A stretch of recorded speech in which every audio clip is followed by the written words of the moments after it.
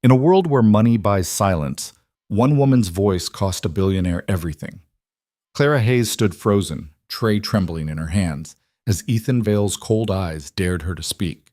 The contract sat between them, $50 million, a young man's dream, and a trap so perfect it would destroy him. She had two choices: stay invisible, like she'd been trained, or shatter the careful lie that filled this room. What happened next would end her job, resurrect her past, and bring down an empire. Stay with me until the end, hit that like button, and comment your city below so I can see how far this story travels. The restaurant didn't have a sign. That was the first thing people noticed about Aurelius, or rather, didn't notice. Tucked between a shuttered gallery and a building under permanent renovation on a Tribeca side street that most cabs avoided, it existed in that peculiar space reserved for places that didn't need to announce themselves. The kind of establishment where reservation lists were studied like intelligence briefings, where a single table might determine whether a merger proceeded or a company bled out quietly in bankruptcy court. Clara Hayes pushed through the heavy brass door at 5:47 p.m., 13 minutes before her shift started, because she was always early, always prepared, always trying to make herself small enough that nobody would notice when she inevitably made a mistake. The kitchen's heat hit her immediately, that dense, expensive warmth that came from ovens that cost more than most cars. She moved through it like a ghost, hanging her coat in the staff closet, smoothing down her regulation white shirt that she'd ironed 3 times that morning because the first 2 attempts hadn't been perfect enough. "You're bleeding anxiety into my mise en place," Chef Antoine muttered, without looking up from the scallops he was torching with the precision of a surgeon. "Whatever's eating you, leave it in the alley." "Sorry, Chef." "Don't apologize, just breathe quieter." Clara tied her black apron, checked her hair in the reflection of a stock pot, still pinned tight, not a strand loose, and tried to steady the shake in her hands that had been there since she'd woken up. It had been 3 years since she'd left Columbia Law, 3 years since she'd walked out of her contract's 2 final without finishing it, her phone vibrating with the call from Mass General that her father had collapsed in his classroom, mid-lecture on Reconstruction. 3 years since she'd traded legal briefs for order pads, case law for wine lists, a future for survival. The math was simple, even if it ate at her every single day. Her father's insurance covered exactly nothing that mattered. The experimental treatments, the specialists, the care that might give him another year, another Christmas, another chance to tell her he was proud even though she'd abandoned everything he'd sacrificed to give her. None of that was covered. So she worked. 2 shifts at Aurelius, weekend brunches at a cafe in the West Village, and overnight inventory at a warehouse in Queens when she could keep her eyes open. She slept in 4-hour intervals and dreamed in legal Latin she was forgetting more of every day. "Table 7's coming in early." Marcus, the floor manager, appeared beside her like smoke. He had that quality, the ability to materialize exactly when you least wanted him to. The Vale party. Clara's stomach dropped. "I thought I had the side stations tonight." Bethany called out, "You're on the floor." Marcus's expression didn't change, but something in his voice carried an edge. "And when I say the Vale party, I mean actually pay attention. Ethan Vale. As in Vale equity. As in, if you spill so much as a drop of water on him, you're not just fired. You're unhireable in this city. Understood?" "Understood." "I'm serious, Clara. This isn't some trust fund kid playing venture capitalist. Vale's the real thing, the kind of money that makes other money nervous." Marcus straightened his tie, which was already perfect. "He's bringing someone. Probably another execution disguised as dinner. Just keep the drinks filled and your mouth shut." The words stuck in her throat. Yes, Chef. Yes, Marcus. Yes to whatever kept her employed for another week. But she managed a nod. The dining room was still mostly empty, that strange calm before the evening chaos. Aurelius held 46 seats across 12 tables, each positioned with the kind of strategic spacing that suggested privacy while maintaining perfect sight lines. The lighting was calibrated to make everyone look powerful and no one look drunk. The acoustics were designed so that conversations died at table edges, never traveling to neighboring ears. It was a stage set for secrets. Clara checked her section, tables 7, 8, and 9, the corner booth and its satellites. She aligned the silverware that didn't need aligning, adjusted the wine glasses that were already perfect, and tried to remember the breathing exercises her father had taught her, when she was 17 and terrified of the LSATs. In through the nose, out through the mouth. You're smarter than your fear, except she wasn't, apparently. Smart enough to get into Columbia, sure. Smart enough to survive 2 years of professors who treated Socratic method like psychological warfare, but not smart enough to figure out how to save her father and save herself at the same time. The door opened. Ethan Vale didn't walk into rooms. He disrupted them. Clara had seen powerful people before, had served enough Manhattan elites to recognize the usual patterns.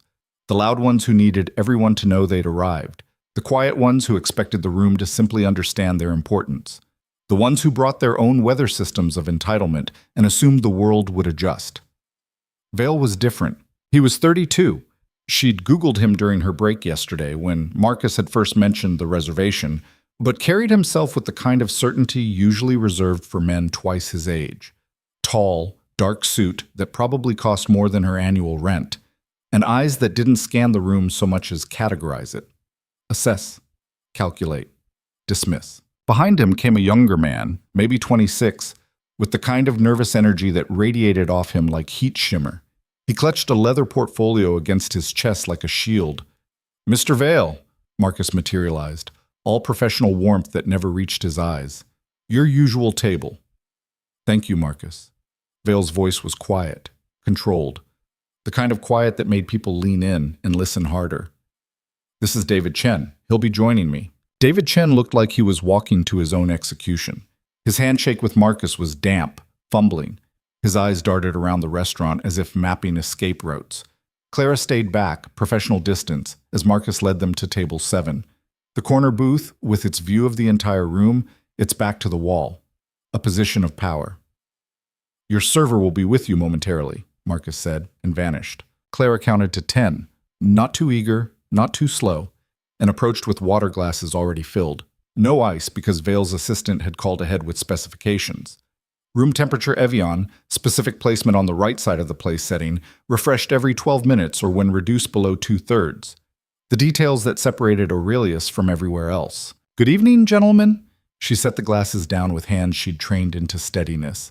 "My name is Clara. I'll be taking care of you tonight."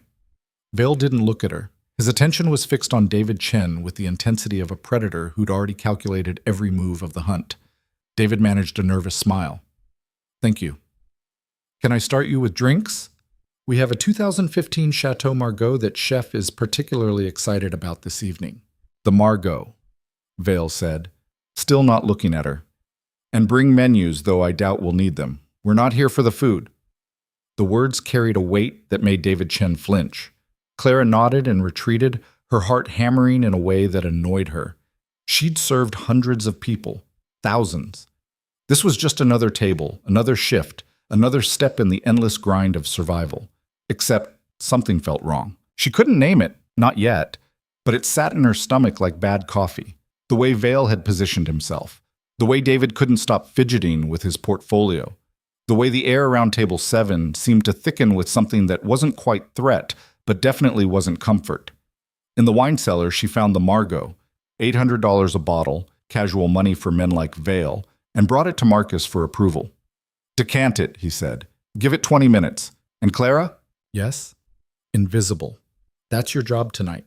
Invisible and perfect." 20 minutes later, she poured the wine with the careful precision of someone who'd studied the ritual until muscle memory took over. Vale accepted his glass with a nod that might have been acknowledgement or dismissal. David took his with both hands, like he was afraid he'd drop it. "To new beginnings," Vale said, raising his glass. David's smile was pure anxiety. "To partnership." They drank. Clara stepped back to the server station, close enough to respond, far enough to disappear. And then Vale began to speak. "I've been watching your company for 8 months, David. You know that, of course. My analysts have been thorough." Vale's tone was conversational, almost friendly. "TerraStream is brilliant. The water purification technology, the scalability model, the potential market penetration, it's exactly the kind of innovation that changes industries." David sat up straighter, hope flickering across his face like sunlight breaking through clouds. "We've worked incredibly hard. My team, your team is you, 3 engineers who are underpaid, and an advisor who checked out 6 months ago. Vale set down his wine glass with surgical precision. Let's not romanticize it. You built something valuable despite having no business infrastructure, no market connections, and funding that runs out in, he glanced at his watch, approximately 47 days. The hope on David's face guttered. Which is why you're here, Vale continued. Why you answered my email within 20 minutes. Why you've been hemorrhaging sleep for the past 3 weeks trying to figure out how to survive until Q4. Clara, standing by the water station, felt her lawyer instincts twitch. There was a rhythm to Vale's words, a structure. He was building something, brick by brick, boxing David in with facts that couldn't be disputed. I'm offering you $50 million, Vale said, and let the number hang in the air like a blade. Full funding for the next development phase, access to my manufacturing partners in Southeast Asia, distribution networks across 14 countries, everything you need to take TerraStream from a garage project to a global solution. David's hands trembled. The portfolio on his lap seemed to be the only thing keeping him grounded. That's incredibly generous, Mr. Vale. It's business, David, not generosity. Vale leaned back, the leather booth creaking softly. I don't invest in ideas, I invest in returns. TerraStream has the potential to generate substantial returns. And in exchange? David's voice was barely above a whisper. A partnership agreement. Vale gestured, and Clara realized he wanted something. She approached, and he handed her a manila folder without looking at her. Clara, would you mind placing this on the table? She took the folder, set it between them, and retreated. David stared at it like it might explode. Standard terms, Vale said. You retain 30% equity. I take 60%. The remaining 10 goes into an employee pool for future hires. You maintain operational control for the first year with strategic oversight from my team. After year 1, we reassess based on performance metrics. The numbers sounded reasonable, almost generous even. Clara had studied enough corporate law to recognize the general structure. It was a fairly typical equity split for a Series A investment, maybe even weighted slightly in the founder's favor considering the desperation of his position. But something nagged at her. I'd like to have my lawyer review this, David said, touching the folder like it might burn him. Of course. Vale's smile didn't reach his eyes. Though I should mention I have 3 other water purification startups I'm considering. 2 of them are further along in development. I'm meeting with their founders tomorrow and Wednesday. David went pale. I see. I prefer to work with you, David. Your technology is superior. Your passion is evident. But passion doesn't keep companies alive. Capital does. Decisions do. Vale refilled David's wine glass, a gesture that might have seemed generous in any other context. My offer expires when I leave this table tonight. Clara felt her chest tighten.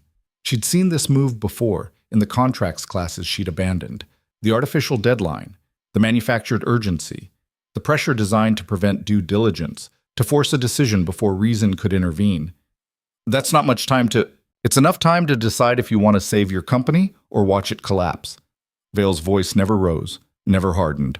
That was the remarkable thing. He could eviscerate someone with the same tone he used to order wine. I'm offering you a lifeline, David. The question is whether you're drowning enough to grab it. The cruelty of it struck Clara like a physical blow. Not because it was loud or dramatic, because it wasn't. Because it was calculated. Because Vale had clearly done this before, many times, and had refined it to an art form. David opened the folder with shaking hands. Clara moved to refresh their water glasses, an excuse to get closer, to see. Her hands performed the mechanical task while her eyes scanned the document David was now reading, his face growing paler with each page. The contract was dense, maybe 40 pages of legal language in 8-point font, designed to be intimidating, impenetrable.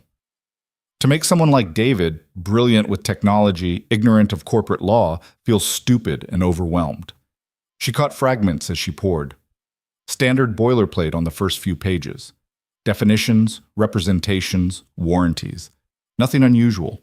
But then, buried on page 17, a clause that made her breath catch. Section 8.3, acceleration upon qualified triggering event. Her eyes moved faster, her legal training kicking in despite the years of rust. The language was deliberately obscure, wrapped in layers of defined terms that referenced other sections.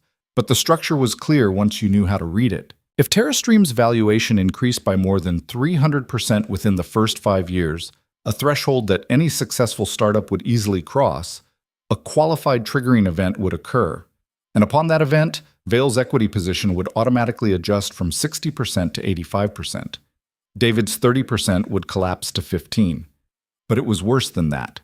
Section 8.3 also included a repurchase right, allowing Vail to buy out David's remaining equity at a predetermined formula, one that valued the company at its current worth, not its future worth. Essentially, if TerraStream became valuable, David could be forced to sell his shares for pennies on the dollar. The entire agreement was a time bomb. It looked like partnership but functioned like delayed theft. Clara's hands had stopped moving. She was standing frozen, water pitcher in hand, staring at words that David Chen clearly didn't understand. This seems... David's voice cracked. There's a lot here. It's a standard investment agreement, Vail said smoothly. My lawyers are thorough, but the core terms are what we discussed. 50 million, 60-40 split. Partnership. It was technically true, and completely devastatingly misleading. Clara moved back to her station, her mind racing. This wasn't her business. This wasn't her problem. She was a waitress. Her job was to serve food, clear plates, and collect tips that would pay for her father's next round of medication. Speaking up would accomplish exactly nothing except getting her fired. She knew this with absolute certainty, and yet she watched David Chen, this young man who'd probably spent years building something he believed in, something that could genuinely help people access clean water, and she watched him being systematically dismantled by someone who'd turned exploitation into a business model. I'm not sure, David said weakly.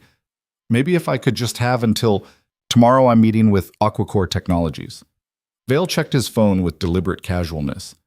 They're based in Stockholm, slightly less elegant solution than yours, but they have better market testing, and their founder doesn't hesitate. The threat landed like a hammer. David picked up the pen that had been resting beside the contract. His hand shook so badly that Clara could see it from 15 feet away. Mr. Vail, I need to understand all the implications. The implications are simple. Vail's patience was wearing thin now, an edge creeping into his measured tone. Sign, and your company survives. Your team keeps their jobs. Your technology reaches the people who need it. Hesitate, and I walk away. Aquacore gets the funding. TerraStream becomes a footnote in a thesis paper about startups that almost made it. Clara gripped the edge of the server station. Her professional training screamed at her to stay silent. Her survival instincts demanded invisibility. But her legal training, the part of her she'd buried but never quite killed, was howling. This was fraud. Maybe not technically, maybe not in a way that would survive a courtroom challenge, but spiritually, morally, it was fraud. It was a predator using superior knowledge and resources to strip someone of everything they'd built. David's pen touched the signature line. Wait. The word came out before Clara could stop it. Quiet, but in the careful acoustics of Aurelius, it carried. Every head in the restaurant turned. Marcus, halfway across the room, froze. Chef Antoine, visible through the kitchen window, stopped mid-motion. And Ethan Vail, for the first time since entering the restaurant, looked directly at Clara. His eyes were cold, evaluating, the look of someone categorizing a new problem. Excuse me? His voice was soft, dangerous. Clara's heart hammered so hard she thought it might crack her ribs. Every instinct screamed at her to apologize, to retreat, to disappear back into the safety of invisibility. Instead, she stepped forward. I'm sorry to interrupt, she said, and her voice only shook a little. But I think there might be something in that contract that Mr. Chen should review more carefully. The silence that followed was absolute. David looked confused. Vail looked like he was calculating exactly how to destroy her. Marcus looked like he was watching his entire career collapse in real time. Clara? Marcus's voice cut across the room. A word. Now. She didn't move. Section 8.3, she said, looking at David, not Vail. The acceleration clause? You should read it very carefully before you sign anything. Vail stood up slowly. He was tall. She hadn't realized quite how tall until he was standing, looking down at her with an expression that mixed fury and something that might have been curiosity. And you are? He asked quietly. No one, Clara said. Just someone who happened to notice. Clara is our server. Marcus had materialized beside her, his hand on her elbow, gripping hard enough to hurt. And she's leaving, right now. Clara, you're finished for the evening. I'm trying to help. You're fired. Marcus's voice was flat, final. Collect your things, leave. But David Chen had picked up the contract now, flipping pages with sudden urgency. What acceleration clause? What does that mean? It means nothing, Vale said, his attention still fixed on Clara with laser focus. It's standard protective language that it means if your company succeeds, he takes most of it. Clara knew she was burning every bridge, knew she'd regret this in about 10 minutes, but the words kept coming anyway. The equity split he described isn't real. There's a clause that triggers if your valuation increases beyond a threshold, which any successful company would hit. When that happens, his percentage jumps to 85%. Yours drops to 50%. And then he can force you to sell your remaining shares at a formula that values the company at today's worth, not tomorrow's. David's face went white. Is that true? It's a standard anti-dilution protection, Vale started. It's not. Clara's voice was stronger now, the rust falling away from her legal training like old paint. Anti-dilution clauses protect investors from future funding rounds. This is different.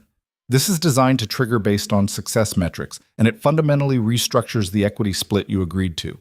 If TerraStream becomes valuable, Mr. Vale doesn't just get returns on his investment, he gets your company. The restaurant had gone completely silent. Even the kitchen had stopped its background clatter. Vale turned to her fully now, and his smile was surgical. You seem to know a lot about contract law for a waitress. I know enough to recognize a scam. The word hung in the air like a grenade. Marcus looked like he might faint. Clara, stop talking right now. But Ethan Vale raised a hand, silencing him. No, let her continue. This is fascinating. He stepped closer to Clara, close enough that she could smell his cologne, something expensive and deliberately understated. You think you understand my business better than I do? I think I understand contract law better than you hoped I would. And where did you study contract law? Let me guess, night school, community college? The condescension was designed to humiliate, to put her in her place. Clara felt her face flush, but she held his gaze. Columbia, she said quietly. 2 years. Contracts, corporate structure, securities law. I didn't finish, but I learned enough to recognize predatory lending when it's dressed up as partnership. Something flickered in Vale's expression. Surprise, maybe. Reevaluation. David had gone very still, the contract clutched in his hands. Mr. Vale, is what she's saying accurate? Legal documents are complex, David. They require sophisticated understanding. Is it accurate? David's voice was harder now. Angry. Vale's jaw tightened. The clause she's referencing is a protective mechanism that ensures, yes or no, if my company succeeds, do you take 85%? The silence stretched. The triggering event is based on very specific metrics that, yes or no. Vale's expression went cold. Business is about leverage, David. I'm offering you capital you desperately need. That capital comes with terms that protect my investment. If you can't understand basic risk allocation, perhaps you're not ready to run a company worth $50 million. So yes. David stood up, and there was something new in his posture, something that hadn't been there before. You were going to trick me. I was going to invest in you. The fact that you lack the sophistication to understand corporate finance, get out. The words came from David Chen, but they carried weight that surprised everyone, possibly including David himself. Excuse me? Vale's voice was ice. I said, get out. David picked up the contract and in one smooth motion, tore it in half. You're not investing in TerraStream. You're not partnering with me. You're not getting anywhere near my company. For a moment, Clara thought Vale might do something violent. His hands clenched at his sides, his face flushing with rage barely held in check. You're making a tremendous mistake, he said, voice shaking slightly. Without my funding, you're finished, dead in the water, and I will personally ensure that every investor in this city knows you're unreliable, ungrateful, and incapable of basic business judgment. That's fine. David's voice was steady now. I'd rather fail on my own terms than succeed on yours. Vale turned to Clara then, and his smile was pure poison. And you. I hope whatever moral victory you think you just won was worth it, because I'm going to make sure you never work in this city again. Not here, not anywhere. I'll have you blacklisted from every restaurant, every catering company, every food service job from here to Brooklyn. I'm already fired, Clara said quietly. You can't really make it worse. Watch me. He turned and walked out of Aurelius, each step measured and controlled despite the fury radiating off him like heat. The door closed behind him with a soft click, and Clara realized in the sudden silence that her entire body was shaking. Marcus was staring at her with an expression that mixed horror and reluctant admiration. What the hell did you just do? I have no idea, Clara whispered. David Chen stood holding the torn halves of the contract, looking like someone who'd just survived a car accident. His eyes met Clara's across the restaurant. Thank you, he said. I don't even know what to say except thank you. Clara nodded, not trusting her voice. Clara, my office, Marcus said. Now. She followed him through the kitchen, past the prep stations where line cooks pretended not to watch, into the cramped office that smelled like paperwork and old coffee. Marcus closed the door and leaned against his desk, rubbing his eyes. Do you understand what you just cost me? He asked. Vale's assistant called 3 days ago, told me he wanted absolute privacy, perfect service, and no interruptions for what he called a delicate business discussion. I guaranteed it. I promised that nothing would go wrong. I'm sorry, Clara said, and meant it. I didn't plan to. You publicly humiliated one of the most powerful men in Manhattan, in my restaurant. Do you think he's going to come back? Do you think any of his associates will eat here after tonight? Marcus shook his head. The owner is going to lose his mind when he hears about this. I know. I'm sorry. Stop apologizing. It's done. Marcus pulled an envelope from his desk drawer. Her final paycheck, probably. You were a good server, Clara. Reliable, professional. Whatever happened to you before you came here, I always figured it was something big, something that hurt. Clara took the envelope, her hands still shaking. But you can't save everyone, Marcus continued. You certainly can't save them if you can't even save yourself. That guy, David, he's going to forget your name in a week, and you're going to be out of work in a city that's already too expensive to survive in. I know. Do you? Because you just threw away one of the steadiest jobs you're going to find. For what? A stranger? A principal? Clara didn't have an answer. Marcus sighed. Get your things. And Clara, whatever happens next, I hope it works out. I really do. She collected her coat from the staff closet, untied her apron for the last time, and walked out through the kitchen. The cold November air hit her like a slap when she pushed through the back door into the alley. She'd been fired before. Twice, actually, during the chaotic first year of her father's illness, when she couldn't keep schedules straight. But this felt different. More final. She pulled out her phone, staring at the screen without really seeing it. Her bank account showed $847. Rent was due in 5 days. $1,200 that she no longer had any way to pay. Her father's next treatment was scheduled for Wednesday, another $2,800 that insurance wouldn't cover. The math was simple and devastating. She'd saved David Chen from a predatory contract and destroyed herself in the process. Clara was halfway down the alley, trying to figure out which subway would get her back to her apartment fastest, when she heard footsteps behind her. Wait! She turned. David Chen stood in the mouth of the alley, still holding his leather portfolio, breath misting in the cold air.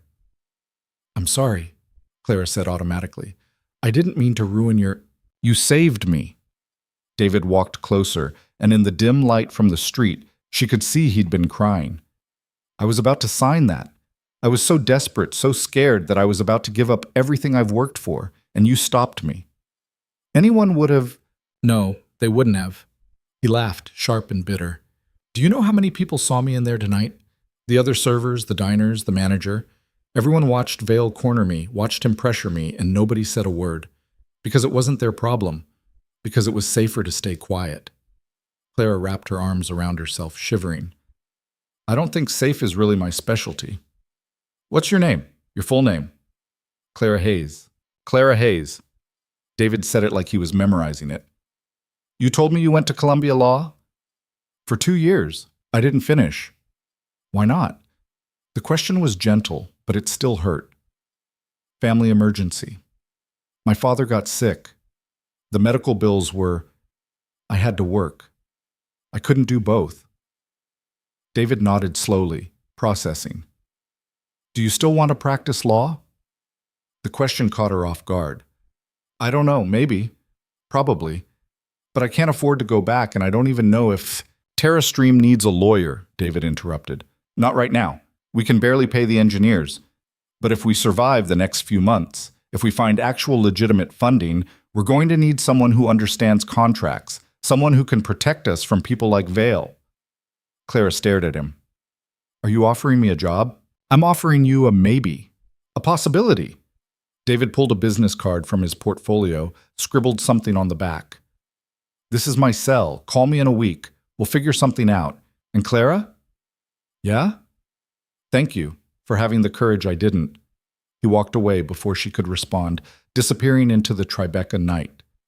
Clara stood alone in the alley, holding a business card, unemployed and broke and terrified. But for the first time in 3 years, something that might have been hope flickered in her chest. It wasn't much.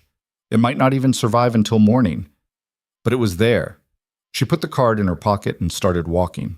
The subway ride back to Washington Heights took 43 minutes, and Clara spent every one of them staring at David Chen's business card like it might vanish if she looked away. The train was nearly empty at this hour. Just her, a couple of teenagers sharing earbuds, and a man in a security uniform sleeping against the window. The fluorescent lights flickered overhead, casting everything in that particular shade of exhaustion that only existed underground. She should have felt relieved, triumphant even. She'd stopped something ugly from happening, had used skills she'd thought were dead and buried to actually help someone.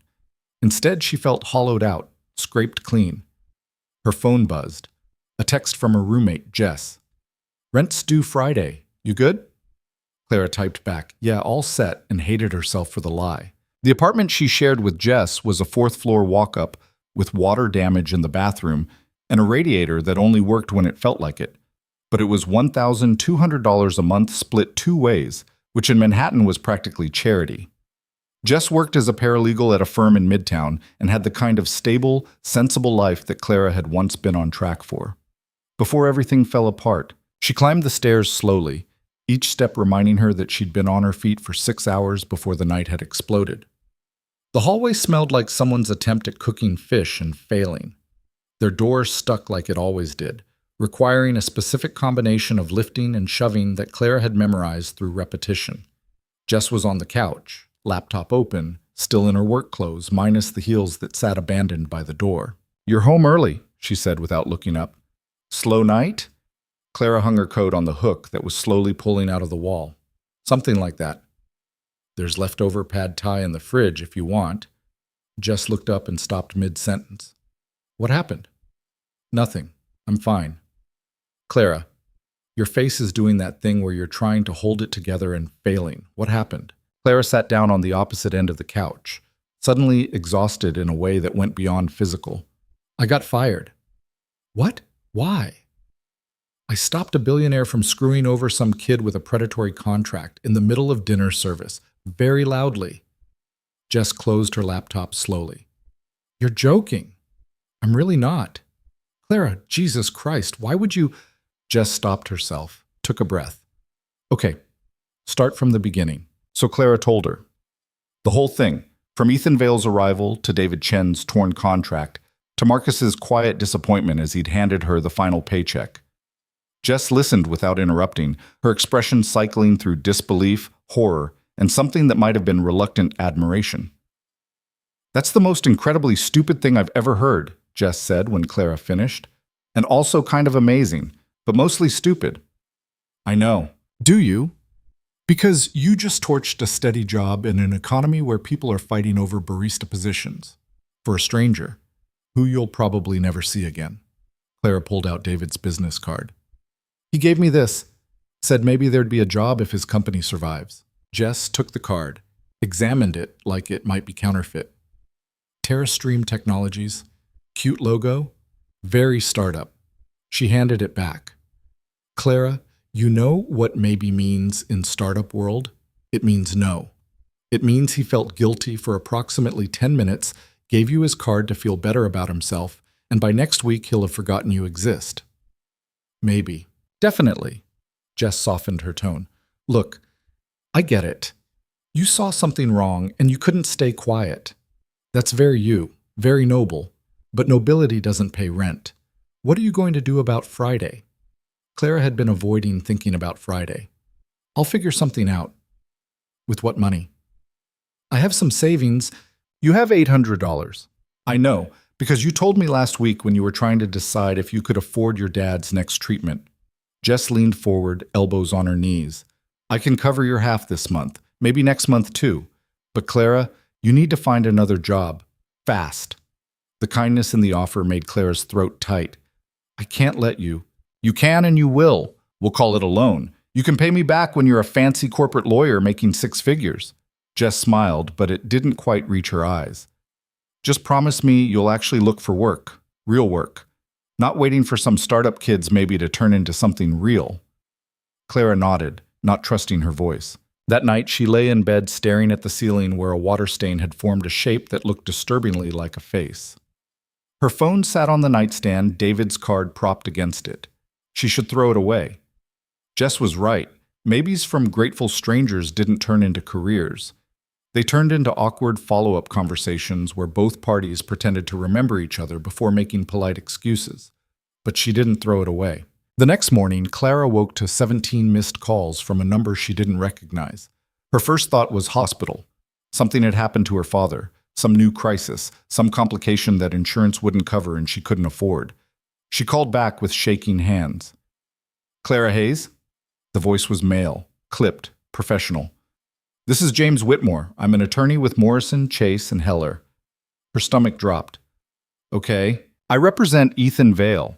Mr. Vale has asked me to inform you that he intends to pursue legal action regarding your conduct last night at Aurelius Restaurant, specifically tortious interference with a business relationship, defamation, and… Wait, what? Clara sat up so fast her head spun. I didn't defame anyone. I pointed out a clause in a contract that… You made false and damaging statements about my client's business practices in a public setting, causing significant harm to his reputation and resulting in the loss of a substantial investment opportunity.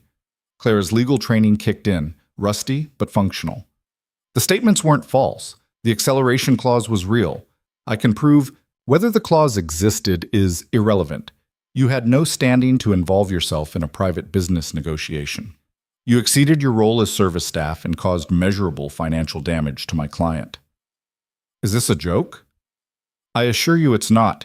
Mr. Vale takes his reputation very seriously. Whitmore's tone suggested he'd had this conversation before, many times. We're prepared to file suit unless you agree to certain terms. What terms?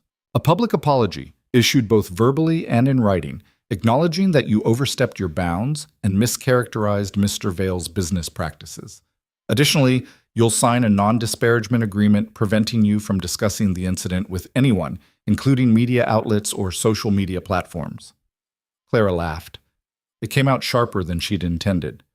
You're threatening to sue me unless I apologize for telling the truth? We're offering you an opportunity to resolve this matter without costly litigation that you almost certainly cannot afford. The threat was clear. Vale had done his research, knew she was broke, knew she couldn't fight back. And if I refuse, then we'll see you in court. Discovery will be extensive. Depositions, document requests, the full process. It typically takes 18 to 24 months. Legal fees for the defendant in cases like this average around $75,000. $75,000. The number sat in Clara's chest like a stone. I need time to think about this, she managed. You have until 5 p.m. today. After that, we file. Whitmore paused. Ms. Hayes, I've handled cases like this before. Mr. Vale doesn't bluff. He will pursue this to the fullest extent, and he will win because he has resources you don't. Save yourself the trouble. Sign the agreement. The line went dead. Clara sat on her bed, phone clutched in her hand, trying to breathe through the panic rising in her throat. This couldn't be happening. She'd done the right thing. She'd helped someone. And now she was being threatened with legal action she couldn't possibly defend against. She called Jess, who picked up on the first ring. Can Vale actually sue me for this? Clara asked without preamble. What? Slow down. What are you talking about? Clara explained about Whitmore's call, the threatened lawsuit, the deadline. Jess listened in silence. Technically, yes, he can sue you, Jess said finally. Tortious interference is a real thing. Whether he'd win is another question, but that doesn't matter. He doesn't need to win. He just needs to bury you in legal fees until you give up. So what do I do? Sign the agreement, apologize, move on. Jess's voice was gentle but firm. Clara, you can't fight this. You don't have the money or the resources. And even if you did, what would you win? The satisfaction of being right? That doesn't pay bills. Clara knew Jess was right, knew it with perfect clarity. But the thought of apologizing, of saying Vale had done nothing wrong when she knew exactly what he'd tried to do, made her physically sick. I need to think, Clara said. Don't think too long. You have until 5. Clara spent the rest of the morning walking. She didn't have anywhere to go, no job to get to, so she just walked.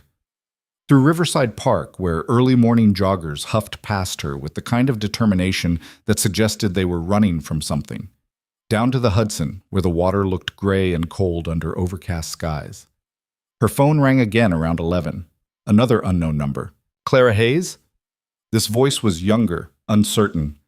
This is David Chen from last night. I hope it's okay that I'm calling. Relief flooded through her. It's fine. Hi. I wanted to check in, see how you were doing. I heard about what happened at the restaurant, that you lost your job. I feel terrible about that. It's not your fault. It kind of is, though. If I hadn't been stupid enough to almost sign that contract. You weren't stupid. You were desperate. There's a difference. Clara watched a barge move slowly up the river. And anyway, I made my own choice. Still, David hesitated. Look, I know I said to call me in a week, but I've been thinking, TerraStream doesn't have much money right now, like embarrassingly little money. But I could probably scrape together enough to cover a few weeks of consulting fees. If you're interested. Clara's heart jumped. Consulting on what? Legal stuff. I need to find actual legitimate funding, which means I need to understand what I'm signing before I sign it. And clearly I'm not great at that on my own. He laughed, self-deprecating. It wouldn't be much, maybe a few hundred a week, but it's something? A few hundred a week. It wasn't Aurelius money, but it was better than nothing, better than unemployment. That would be helpful, Clara said carefully. But David, I need to be honest with you. I didn't finish law school. I'm not licensed to practice. I can review contracts and give you my opinion, but I can't officially represent you in any legal capacity. I'm not asking you to represent me. I'm asking you to help me understand what I'm reading. Make sure I don't get screwed again. Clara made a decision. Okay, yes. I'm interested. Great. Can you come by the office tomorrow? I use the word office loosely. It's actually a co-working space in Brooklyn that I rent by the hour. But we can sit down, I'll show you what I'm working with, and we can figure out next steps. I'll be there. David gave her the address, and they hung up. Clara stood by the river, phone in hand, feeling like maybe she could breathe again. Then her phone buzzed with a text from the same number that had called that morning. This is James Whitmore, confirming you received my earlier message. Agreement must be signed by 5 p.m. or we file suit. Please acknowledge. The brief moment of relief evaporated. She had a choice to make. Sign Vale's agreement, apologize for telling the truth, and accept whatever work David could offer. Or refuse, get sued, and watch everything collapse under legal fees she couldn't pay. There was no good option, just varying degrees of bad. Clara texted back. Received, still considering. The response came immediately. Don't take too long. Clock is ticking. She went to visit her father that afternoon. He lived in a care facility in the Bronx that was clean and competent and absolutely crushing in its monthly cost. The experimental treatment he was receiving, an immunotherapy trial for the aggressive form of MS that was slowly stealing his ability to walk, to speak, to exist without pain, wasn't covered by his retirement insurance. Clara had been paying for it out of pocket, draining the small savings he'd built up over 30 years of teaching history to high school students who mostly didn't care. He was in the common room when she arrived, sitting in the wheelchair he'd resisted for months before finally accepting he needed it. A book sat open in his lap. Something about the Civil War, probably. He'd spent his entire career teaching Reconstruction and had never quite moved on from it. Clara. His smile was lopsided, his speech slightly slurred. The MS affected his facial muscles. Wasn't expecting you today. Had some free time. She sat in the chair beside him, took his hand. How are you feeling? Like garbage, but that's not new. He squeezed her fingers with what strength he had left. How's work? She should tell him she'd been fired, should explain the whole situation. But looking at him, at what was left of the man who'd raised her alone after her mother died, who'd worked 2 jobs to save for her college education, who'd been so proud when she got into Columbia, she couldn't make the words come out. It's fine, she lied. Busy. You look tired. I'm always tired. That's not the same as being okay. He studied her with eyes that had spent decades reading reluctant students. Something's wrong. Nothing's wrong. Clara, I taught teenagers for 30 years. I know what lying looks like. She broke. Not dramatically, not with tears or confession, but quietly. I lost my job at the restaurant last night. He listened as she explained, his expression shifting from concern to understanding to something that might have been pride. You stood up for someone, he said when she finished. That takes courage. It was stupid. Jess is right. I can't afford courage. Nobody can afford courage. That's why it matters. He shifted in his wheelchair, wincing. When I was teaching, I had a student once, bright kid, scholarship potential, who got caught up in a cheating scandal. The whole class had access to a stolen exam, and they all used it, every single one. This kid knew it was wrong, but he also knew that not using it meant failing while everyone else passed. What did he do? Reported it. Got this whole class investigated. Made himself the most hated person in school. Her father smiled. Also got into Yale on early admission because his integrity essay was genuinely earned. Sometimes doing the right thing costs you. But Clara, if you only do right when it's convenient, you're not really doing right at all. Yale didn't have legal fees. No, but principals do. He squeezed her hand again. What are you going to do? I don't know. Yes, you do. You're going to tell that billionaire to go to hell, you're going to figure out a way to survive, and you're going to keep being the person I raised you to be. Clara felt tears prick her eyes. I can't afford a lawsuit, Dad. Then you'll lose, but you'll lose standing up. He touched her face, his hand shaking slightly. I've got maybe 2 years left if this treatment keeps working. Less if it doesn't. I don't want to spend that time watching you compromise yourself into someone I don't recognize. The treatment costs money I won't have if I get sued. Then I'll stop the treatment. Dad, I mean it. I'd rather die as myself than live watching you destroy yourself to keep me comfortable. His voice was firm despite the slur. You think I don't know what you've sacrificed? Law school, your future, everything you worked for. I see it every time you visit. And it kills me. I chose this. And now I'm choosing to tell you it's enough. Fight your fight, Clara. Win or lose, fight it. And stop using me as an excuse not to. They sat in silence for a while after that, just holding hands in the common room while other residents watched television or slept or stared at nothing in particular. When Clara left, she felt something settle in her chest. Not peace exactly, but clarity. It was 3:30 when she got back to Manhattan, an hour and a half until Whitmore's deadline. She went to a coffee shop she couldn't really afford, bought a latte she definitely couldn't afford, and sat down with her phone. First, she called David Chen. Hey, he answered on the second ring. Everything okay? I need to ask you something. Last night, when you tore up that contract, were you scared? Terrified. Still am, actually. I have no idea how I'm going to keep the company running. But you did it anyway. Because you showed me I had to. That sometimes the safe choice is actually the most dangerous one. He paused. Why are you asking? Clara explained about Whitmore's call, the lawsuit threat, the deadline. That's insane, David said when she finished. He's actually going to sue you for telling me the truth? Apparently. What are you going to do? I'm going to tell him no. I'm going to refuse to sign his agreement, and I'm going to let him sue me, and I'm probably going to lose everything. Clara surprised herself by laughing, which is objectively the stupidest decision I could make, but I think it's the right one. You're sure? Not even a little bit, but I'm doing it anyway. Then you're going to need a lawyer, David said. A real one. I can't afford. I know someone. Friend from college who went into corporate defense. She owes me a favor, and I'm calling it in. Let me reach out. David, I can't ask you to. You're not asking. I'm offering. You saved my company. Least I can do is try to save you from the consequences. After they hung up, Clara sat with her cooling latte and thought about courage, about principle, about the difference between what was smart and what was right. At 4:55 p.m., she called James Whitmore. "Ms. Hayes," he answered smoothly, cutting it close. "I'm not signing your agreement." Silence on the other end. Then, "I would strongly advise you to reconsider." "I'm sure you would, but my answer is no. If Mr. Vale wants to sue me for telling the truth, he can go ahead." "You understand what this means?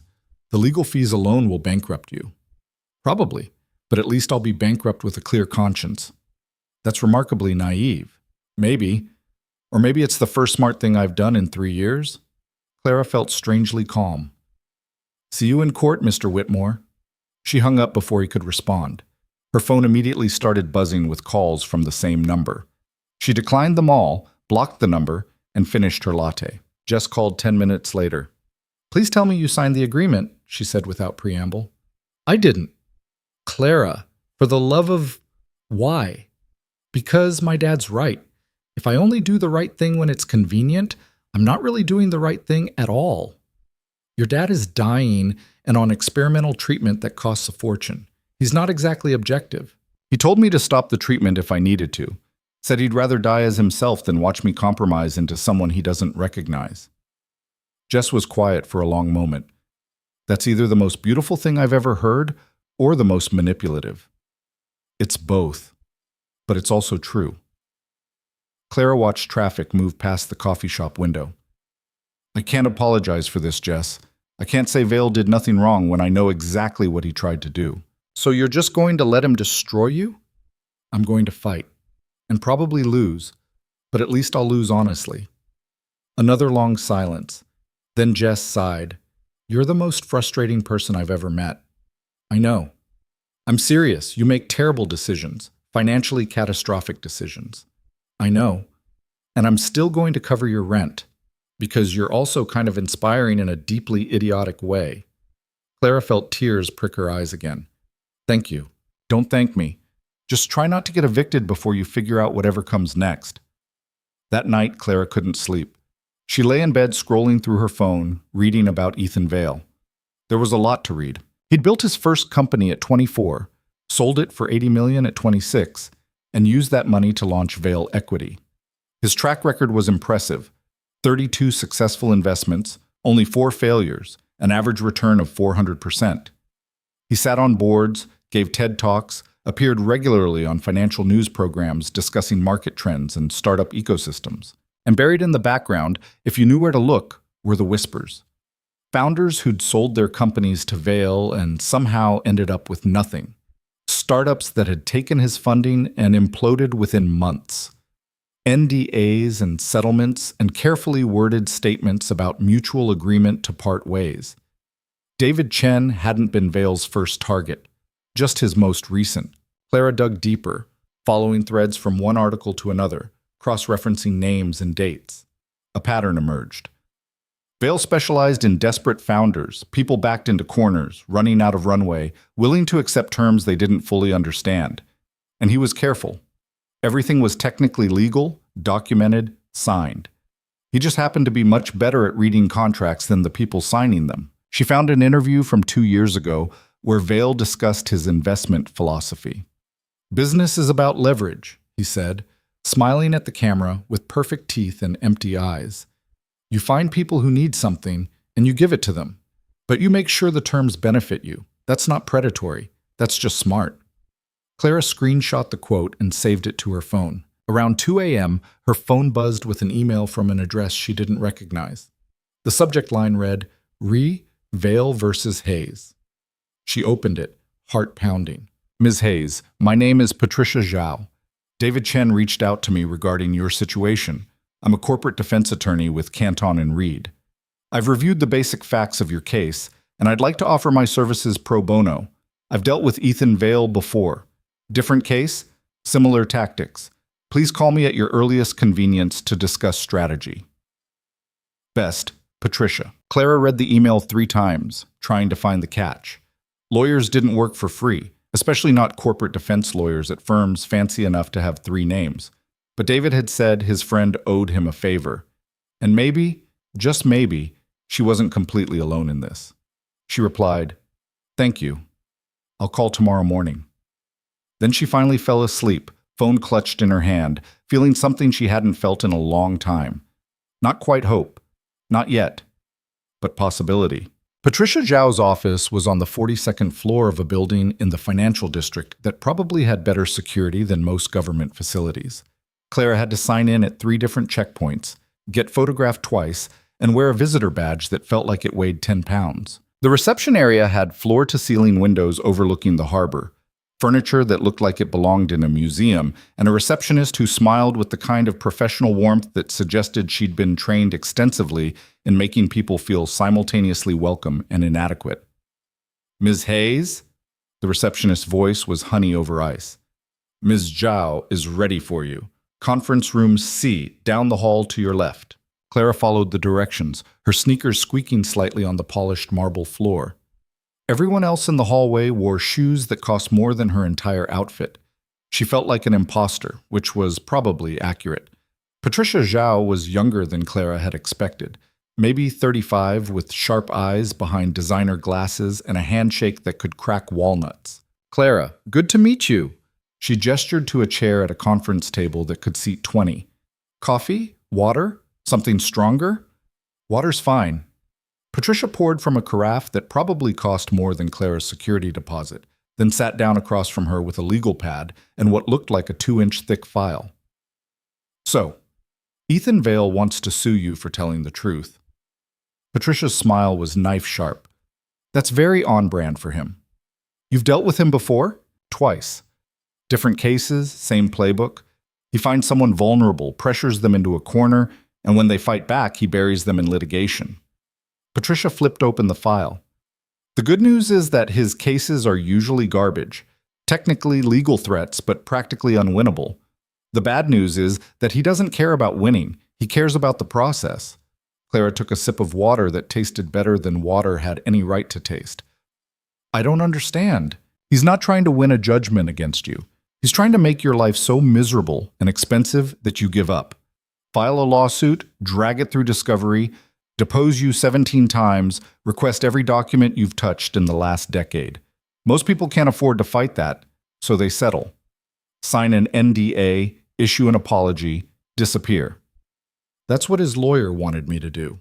Of course it is. James Whitmore's entire job is to make people fold before they ever see a courtroom. Patricia made a note on her legal pad. "But here's the thing about Vale's strategy. It only works if you're isolated. If you're fighting alone with no resources and no support, he wins by attrition. But if you have actual legal representation, someone who knows how to counter his tactics, the case falls apart pretty quickly. And you're offering to be that representation? Pro bono, which I'm sure seems suspicious." "A little bit, yeah." Patricia leaned back in her chair. "David Chen and I went to MIT together. We were lab partners for 3 semesters, and he basically carried me through thermodynamics when I was trying to figure out if I wanted to be an engineer or go to law school. I owe him. More importantly, I really don't like Ethan Vale. Personal? Professional. I represented a founder 2 years ago that Vale tried to acquire. Same pressure tactics, same artificial deadlines, same predatory contract terms. We fought back, exposed what he was doing, and the deal collapsed. Vale tried to sue my client for defamation." Patricia's smile went cold. "We countersued for fraud and intentional misrepresentation. He settled within 3 months and signed an NDA, preventing him from discussing the case." Clara felt something loosen in her chest. "So this is revenge?" "This is pattern evidence. If I can demonstrate that Vale has a history of predatory behavior, it undermines his entire lawsuit against you. You're not a rogue waitress making false accusations. You're someone who recognized a pattern and intervened." Patricia tapped her pen against the legal pad. "But I need you to be honest with me about something." "Okay. Can you handle this? Because it's going to get ugly. Vale's going to come after you hard. He'll dig into your background, your finances, your personal life. He'll try to paint you as unstable, opportunistic, someone with an axe to grind. Discovery is going to feel invasive and humiliating. Depositions are going to be hostile. and there's a very real chance we lose anyway, because the law doesn't always care about what's right. Clara thought about her father in his wheelchair, about David Chen's torn contract, about 3 years of making herself small and invisible and safe. "I can handle it," she said. Patricia studied her for a long moment. "You sure? Because once we file a response, there's no backing out. You're committed." "I'm sure." "Then we fight." Patricia pulled out a stack of documents. "Let's start with what they've actually filed. The complaint alleges tortious interference, defamation, and intentional infliction of emotional distress. It's a kitchen sink approach. Throw everything at the wall and see what sticks. Our response needs to be surgical." They worked for 3 hours straight, Patricia walking Clara through every element of Vale's complaint and explaining exactly how they'd counter each one. Tortious interference required Clara to have acted with improper motive, but warning someone about a predatory contract was protective, not malicious. Defamation required false statements, but everything Clara said about the acceleration clause was demonstrably true. Intentional infliction of emotional distress required extreme and outrageous conduct, but speaking up in a public restaurant didn't meet that threshold. "The weakest part of his case is also the most dangerous," Patricia explained. "He's arguing that you had no business involving yourself in a private negotiation, that you exceeded your role as service staff and caused him financial harm." "But I was right about the contract." "Being right isn't a legal defense if you didn't have standing to intervene. It's like if you saw someone signing a bad insurance policy and you tackled them to stop them. You might have saved them from a mistake, but you still committed assault." Clara's stomach dropped. "So he might actually win?" "He might, or the judge might dismiss the whole thing as frivolous, or we might settle somewhere in the middle." Patricia closed the file. "But here's what I know about Ethan Vale. He's used to people folding. He's used to getting his way through intimidation and superior resources. The moment you actually fight back with competent representation, he loses the only advantage he really has." "Which is?" "Fear." Clara left the office feeling simultaneously more confident and more terrified. Patricia had given her homework, a detailed timeline of the events at Aurelius, copies of any document she had, contact information for potential witnesses. It felt strange to be preparing for a legal fight using skills she'd thought were dead and buried. Her phone rang as she was walking to the subway. Unknown number, but she answered anyway. "Clara Hayes?" The voice was female, young, uncertain. "This is Rachel Kwan. I'm a reporter with the Manhattan Business Journal. I was hoping I could ask you a few questions about Ethan Vale." Clara stopped walking. "How did you get this number?" "I have sources at Morrison, Chase, and Heller. They've been talking about Vale's lawsuit against a waitress who interfered with one of his deals." "That's you, right?" "I'm not talking to reporters." "I understand. But here's the thing. I've been investigating Vale for 6 months. I have 3 other founders willing to go on record about similar experiences. Predatory contracts, pressure tactics, systematic exploitation. But they're all bound by NDAs, so they can't say much without risking their own lawsuits." Clara resumed walking, phone pressed to her ear. "What does this have to do with me?" "You're not bound by an NDA. You refused to sign Vale's agreement, which means you're the first person in years who can actually talk about what he does." Rachel's voice gained intensity. "I know you're in the middle of a lawsuit. I know this is risky. But if you're willing to go on record, tell your story publicly, it changes the entire narrative. You're not a defendant. You're a whistleblower." "I'm really not." "You exposed a predatory business practice. You sacrificed your job to protect someone. That's literally the definition of whistleblowing." Clara reached the subway entrance, hesitated. "I need to think about this." "Of course. But Clara, Vale's entire strategy depends on people being too scared to speak up. If you break that silence, if you show other people they don't have to be afraid of him, it undermines everything he's built. Or it makes me look like I'm trying to get publicity out of this, like I have an agenda." "You do have an agenda. It's called telling the truth." Rachel paused. "Look, I'm not asking you to decide right now. Think about it. Talk to your lawyer, but if you change your mind, call me." Clara hung up and descended into the subway, Rachel's words echoing in her head. The next few weeks developed a rhythm that felt like slowly drowning. Clara spent mornings at TerraStream's co-working space, reviewing contracts and investor proposals with David while trying to remember everything she'd once known about corporate law. Afternoons were devoted to her own case, working with Patricia to build their defense against Vale's lawsuit. Evenings she spent applying for jobs that never called back, her termination from Aurelius apparently more visible than she'd hoped. Money became an abstract concept that caused physical pain. Jess covered rent like she'd promised, but Clara still needed food, subway fare, phone service. Her bank account dwindled steadily. $847 became $612, became $423, became $187. Her father's next treatment came due. Clara called the facility and explained she needed more time. "We can give you 2 weeks," the administrator said with professional sympathy that felt like a knife. "After that, we'll have to pause treatment until the account is current." 2 weeks. 14 days to find money she didn't have. David tried to help, scraping together consulting fees that Clara suspected came from his personal savings rather than TerraStream's nearly empty bank account. It wasn't enough, but it was something. "I feel like I'm watching you self-destruct," he said one afternoon while they reviewed a term sheet from a venture capital firm in Boston. "Is there anything I can actually do?" "You're already doing it. This job is keeping me barely afloat." "Barely afloat isn't a sustainable life strategy." Clara laughed without humor. "It's all I've got." The venture capital firm, Beacon Partners, had reached out to David after hearing about his confrontation with Vale. Apparently word traveled fast in startup circles, and a founder who'd publicly rejected Vale's offer was either admirably principled or commercially naive, depending on who you asked. Their proposed terms were cleaner than Vale's, but still aggressive. 40% equity for $12 million in Series A funding, with standard anti-dilution protections and board representation. It was a real offer, professional and serious. "What do you think?" David asked, watching Clara's face as she read. "I think it's legitimate. The anti-dilution clause is industry standard, not predatory. Board representation makes sense given their investment size. The valuation seems fair based on where you are in development. But nothing. This is what a real investment offer looks like. You should take it." David sat back, ran his hands through his hair. "If I take this, I can hire you properly. Not consulting fees, actual salary, benefits, the whole thing." "David, I mean it. TerraStream needs a general counsel, someone who understands contracts and can protect us from people like Vale." "You're already doing the work. Let me actually pay you for it." The offer was tempting in a way that made Clara's chest ache. A real job, a salary, a future that didn't involve slowly starving while fighting a lawsuit she couldn't afford.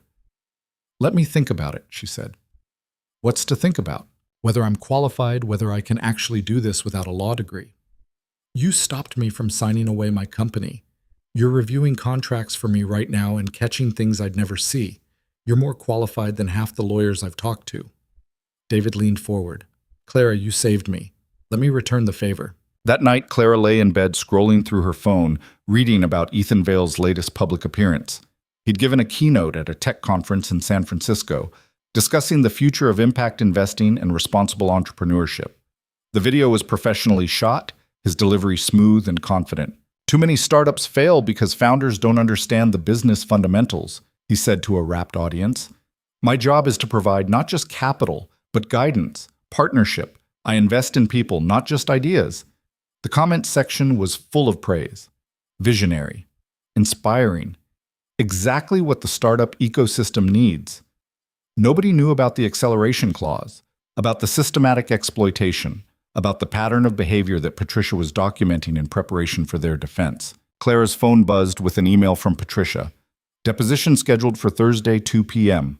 Morrison Chase offices. Be prepared for Whitmore to be extremely hostile. Don't answer anything without checking with me first." The deposition. The formal process where Vale's lawyers would question her under oath, trying to trap her into contradictions or admissions that would undermine their case. Patricia had prepared her extensively, but Clara still felt sick thinking about it. Her phone buzzed again, a text from Rachel Kwan. "Still thinking about my offer. I'm publishing the Vale investigation in 3 weeks regardless. Would be stronger with your voice included." Clara stared at the message for a long time before replying, still thinking. The deposition took place in a conference room that was clearly designed to intimidate. Floor-to-ceiling windows, a table that could seat 40, and enough recording equipment to film a documentary. James Whitmore sat across from Clara, with two associates flanking him like bookends. Patricia sat to Clara's right, legal pad ready, expression unreadable. The court reporter, a woman in her 50s with perfect posture, positioned her fingers over the stenography machine and waited. "Let's begin," Whitmore said, his smile sharp enough to cut. "Ms. Hayes, please state your full name for the record." "Clara Marie Hayes." "And Ms. Hayes, do you understand that you're under oath, that perjury carries criminal penalties?" "I understand." "Good. Let's talk about the evening of November 14th. You were working as a server at Aurelius Restaurant, correct?" "Yes." "And your job responsibilities included serving food and beverages to patrons?" "Yes." "Did they include providing legal advice to patrons?" Patricia interrupted before Clara could respond.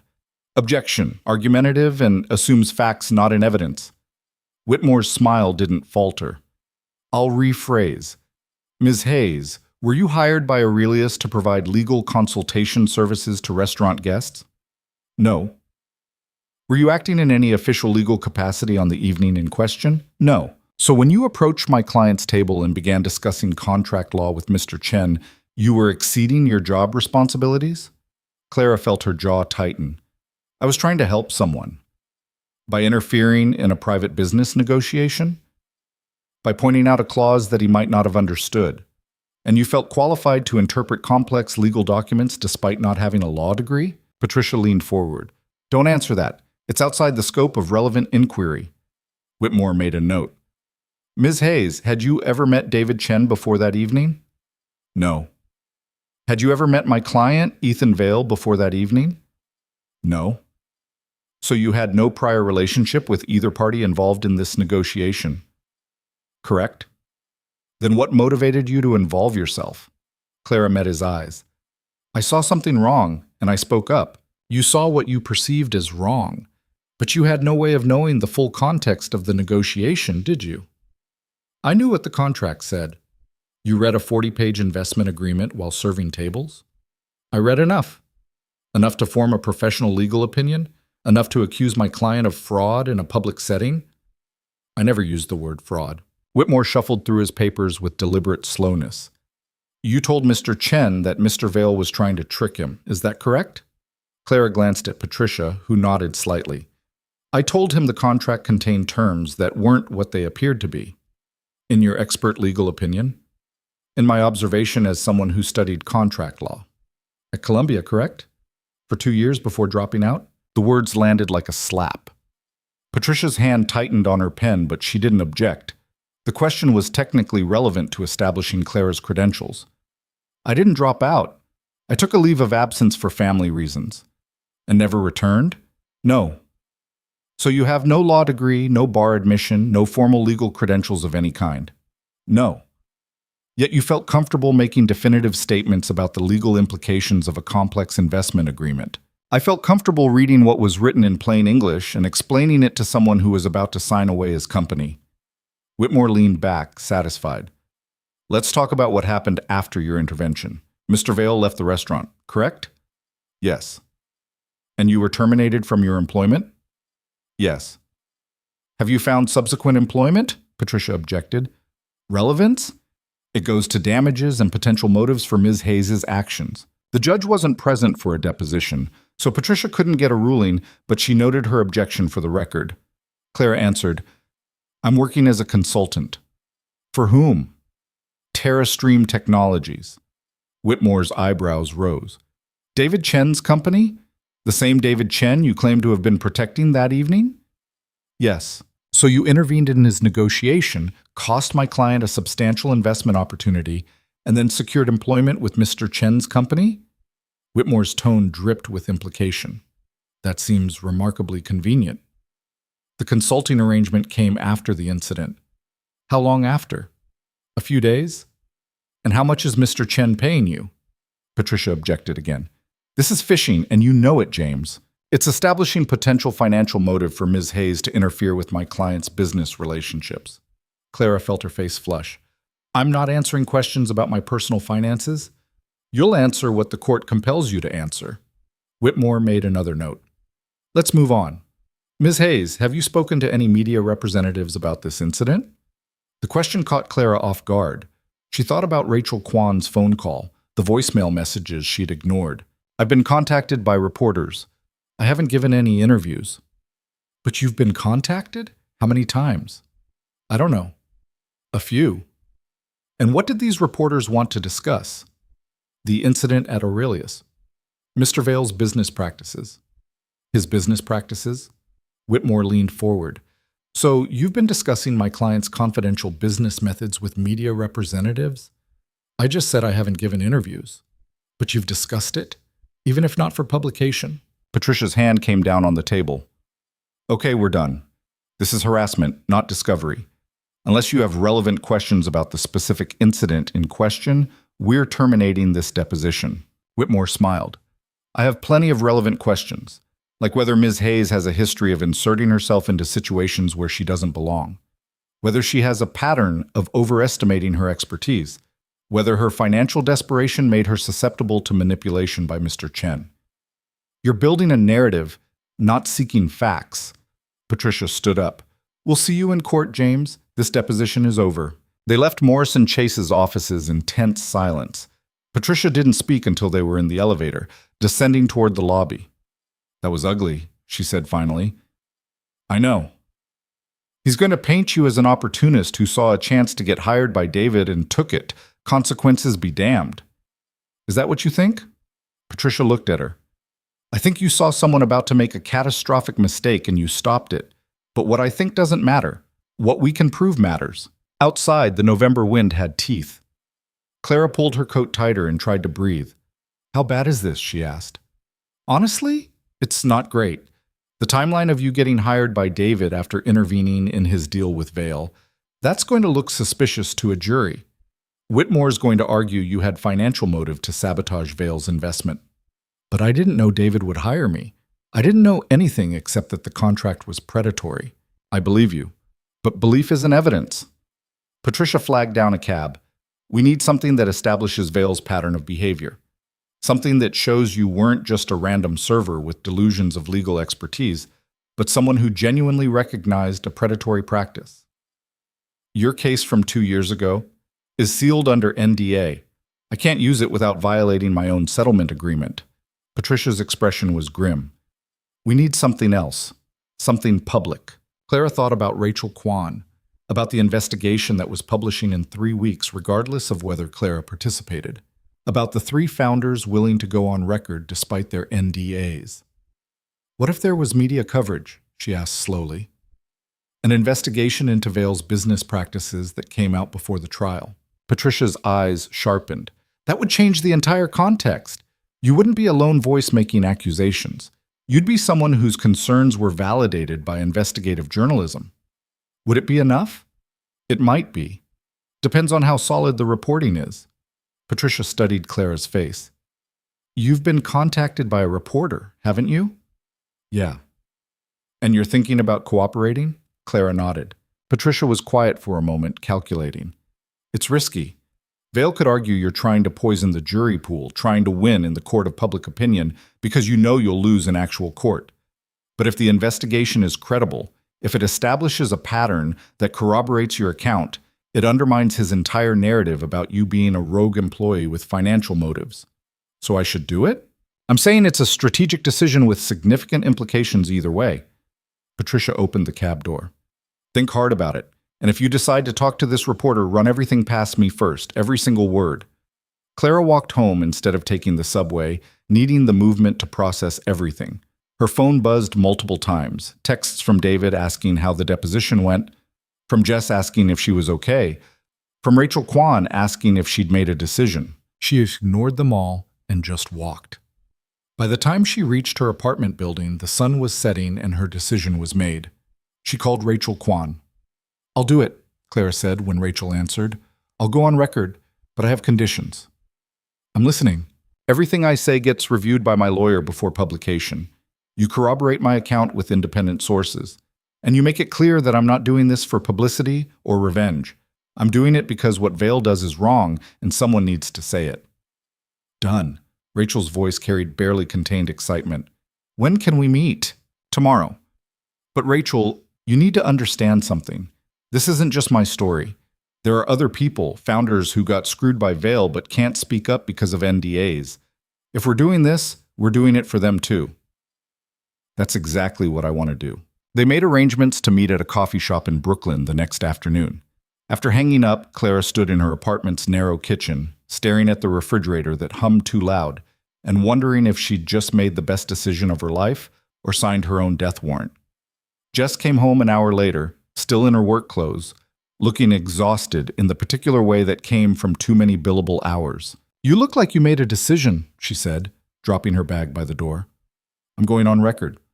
Talking to a reporter about Vail." Jess closed her eyes. "Of course you are. You think it's a mistake?" "I think everything you've done since that night at Aurelius has been a mistake by conventional standards.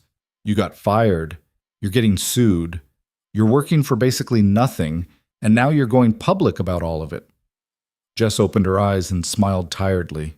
But conventional standards haven't exactly been working out great for anyone lately, so maybe making a catastrophically brave decision is actually the smart play. That's the least reassuring reassurance I've ever heard. It's the best I've got. Jess pulled leftovers from the refrigerator. "You eating?" They ate together in companionable silence, and Clara felt grateful for the 100th time that Jess had somehow decided her disaster of a roommate was worth keeping around. Her phone buzzed one more time. A text from her father. "Heard about the deposition from Patricia. She called to check if I could be a character witness. Told her absolutely yes. Proud of you, kiddo." Clara felt tears prick her eyes and blinked them back.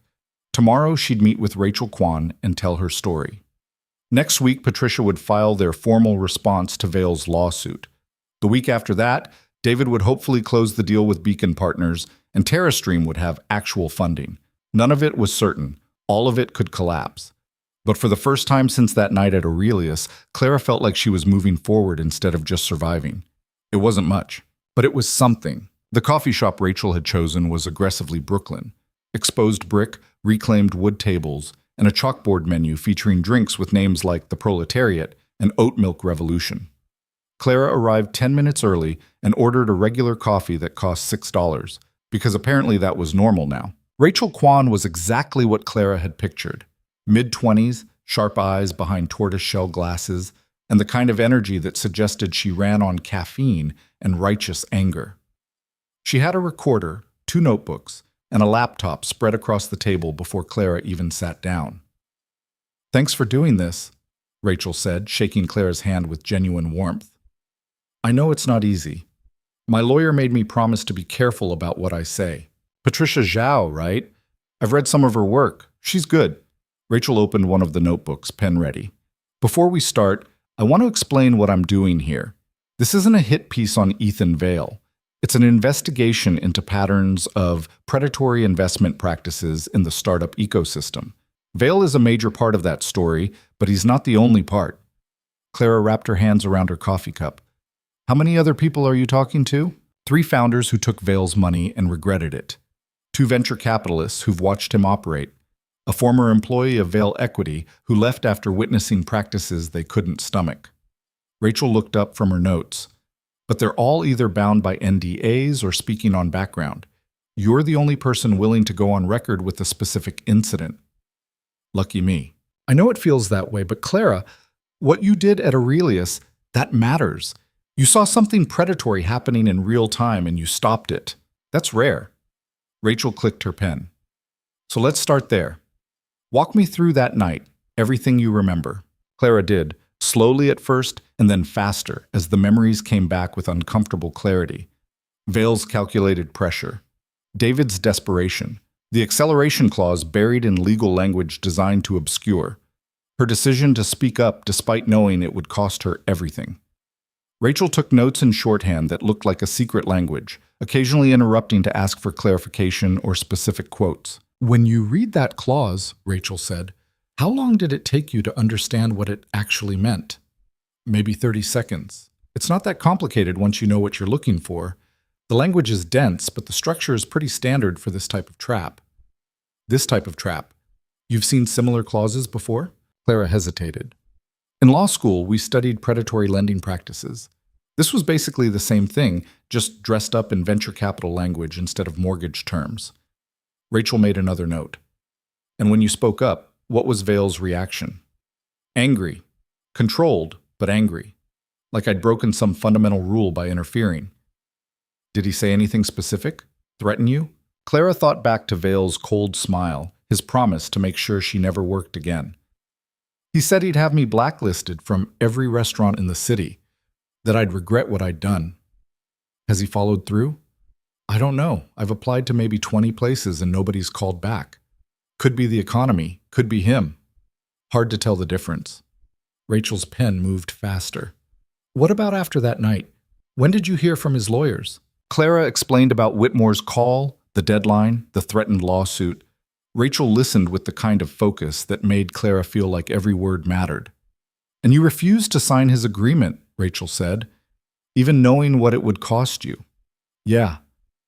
Why? The question was simple, but Clara didn't have a simple answer. Because I was tired of being scared, I guess. Tired of making myself small to survive. My dad said something about how if you only do the right thing when it's convenient, you're not really doing the right thing at all. That stuck with me.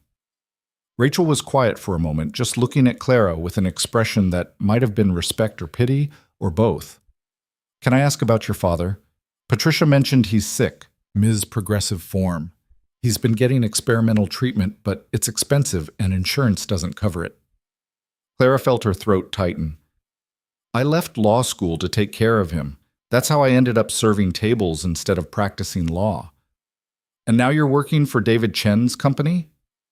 As a consultant, reviewing contracts, helping with legal due diligence. It's not much, but it's something. Vale's lawyers are going to use that against you. They're going to say you had financial motive to sabotage his deal with David. I know, they already did during my deposition. Rachel flipped to a new page in her notebook. Let me tell you about the other founders I've interviewed. There's a pattern. Vale targets companies that are technically promising but financially desperate. He offers terms that sound generous, substantial funding, operational support, strategic partnerships, but buried in the contracts are clauses that trigger under success conditions. If the company does well, Vale's equity position adjusts automatically. Sometimes the founder gets forced out entirely. Sometimes they get bought out at pre-success valuations. Clara leaned forward. So it's systematic, completely. I've documented at least 7 companies over the past 4 years where this exact thing happened. Different industries, different founders, but the same basic structure. Rachel pulled out a folder, spread documents across the table. Look at this one. ByteFlow, a data analytics startup. Took $20 million from Vale in 2022. Hit their growth targets within 18 months. Their equity split went from 50-50 to 80-20 in Vale's favor.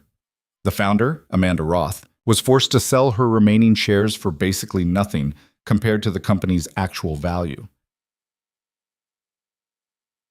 Clara scanned the documents, her legal training kicking in.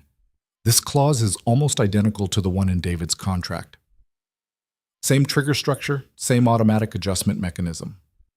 Exactly. And here's another one.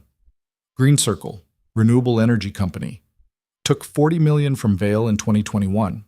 Similar acceleration clause, similar outcome. The founder tried to fight it, got buried in legal fees, eventually settled. Are these founders willing to talk?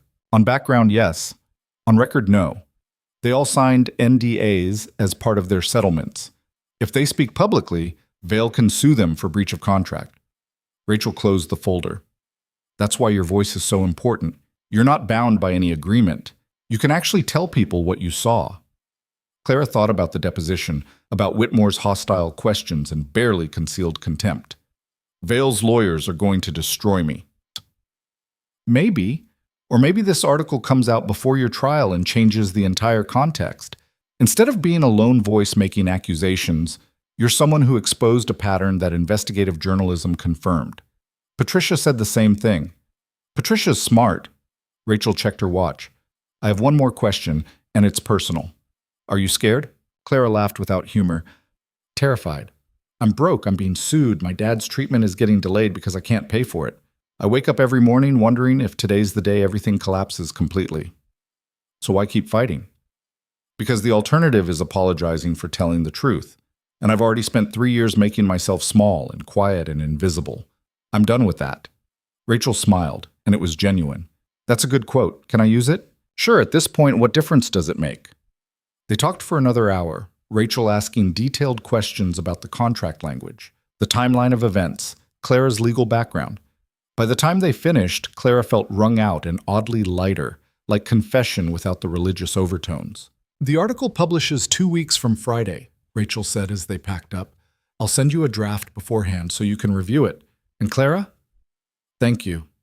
This matters more than you probably realize.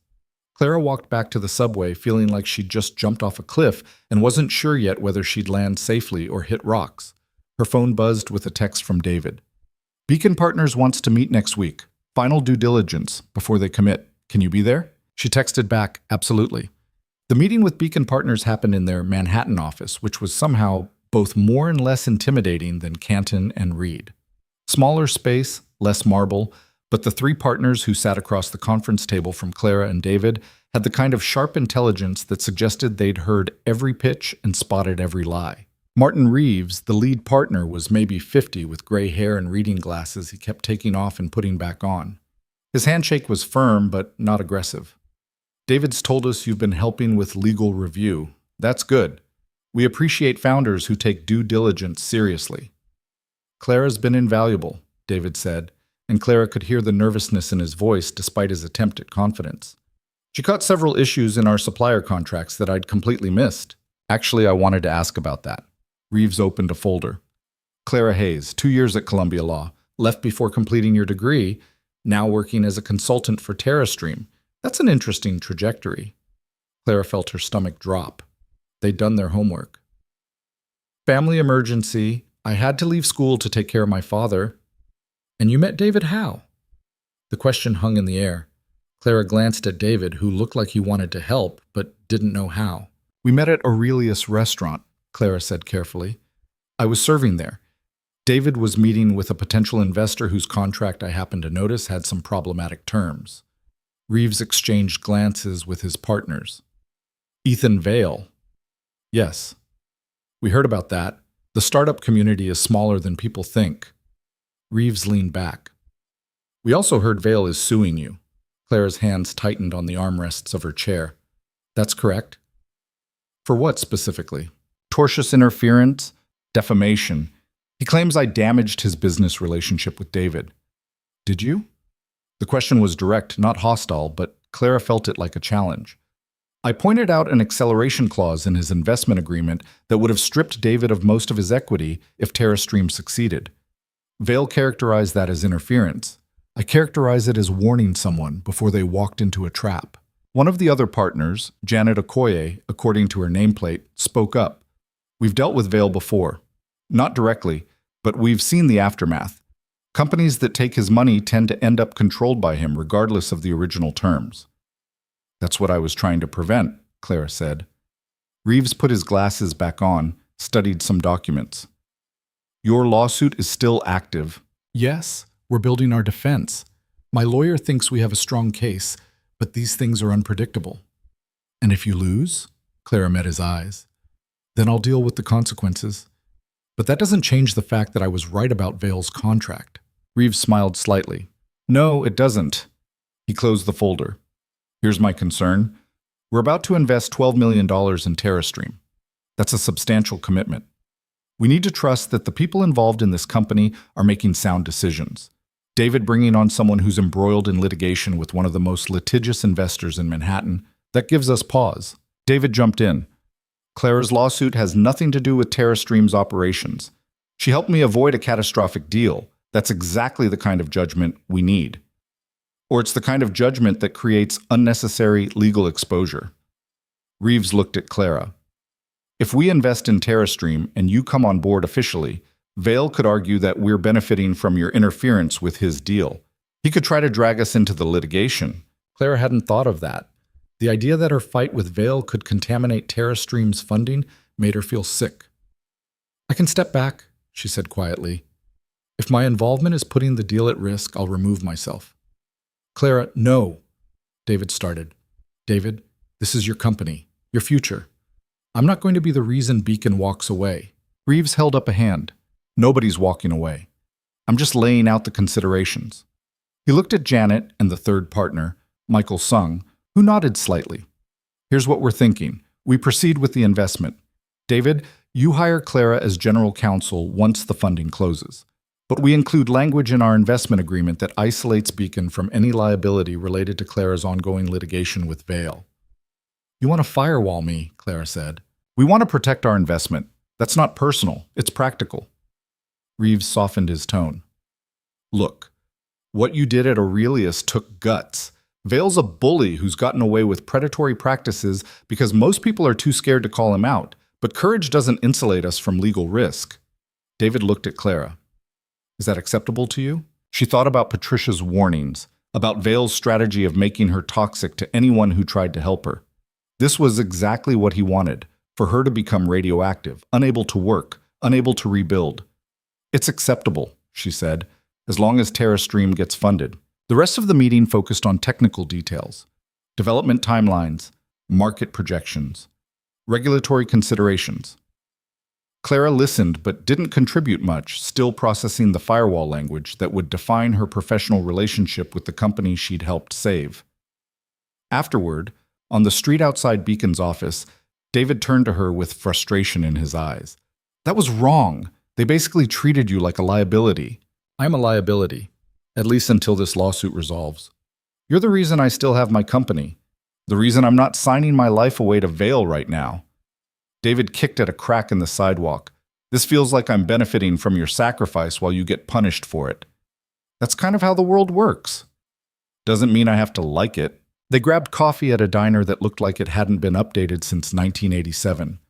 The vinyl booths were cracked, the coffee was terrible, and Clara loved it because it cost $2 instead of $6. Beacon's going to fund us, David said, stirring sugar into his coffee. I can feel it, which means TerraStream survives. We can actually do this. You deserve it. The technology is solid. The technology is yours too now. You're part of this whether you like it or not. David looked at her seriously. When the funding closes, I'm hiring you properly. Full salary, benefits, equity stake, and I don't care what firewall language Beacon wants. You're getting what you're worth. Clara felt her throat tighten. David, you don't have to. I know I don't have to. I want to. You took a risk on me when I was about to make the stupidest decision of my life. Let me return the favor. Her phone buzzed. A text from Patricia. Need to talk. Call me when you can. Clara excused herself and stepped outside to call. What's up? She asked when Patricia answered. Morrison Chase just filed an amended complaint. They're adding new allegations. Patricia's voice was tight. They're claiming you had a pre-existing relationship with David Chen before the night at Aurelius. That the whole thing was a setup to sabotage Vale's deal. Clara felt the sidewalk tilt. That's insane. I'd never met David before that night. They're alleging you had email correspondence with him, that you were consulting for TerraStream before the Aurelius meeting and your intervention was coordinated. That's a complete lie. I can prove, I know it's a lie, but it's a strategic lie. They're trying to establish conspiracy, which opens up broader discovery and lets them paint you as actively malicious rather than just misguided. Patricia paused. Clara, do you have any communications with David from before November 14th? Anything at all?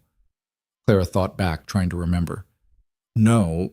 The first time I ever heard his name was when he walked into the restaurant. I didn't even know what TerraStream was until afterward. Phone records, emails, any digital footprint they could mischaracterize? Nothing, I swear. Then we'll prove it. Phone records, email logs, the whole thing. They're fishing, hoping you don't have documentation. Patricia's voice hardened. This is Vale getting desperate. The fact that he's resorting to fabrication means he knows his original case is weak. Or he's just that vindictive. Could be both. Patricia sighed. How did your meeting with Beacon go? Clara explained about the firewall language, about the careful distance they wanted to maintain from her litigation. Patricia listened without comment. Smart on their part, she said finally. Frustrating for you, but smart. Vale's strategy has always been to make people radioactive. Harder to do that if companies find ways to work with you despite the litigation. Does this amended complaint change anything for us? It accelerates our timeline.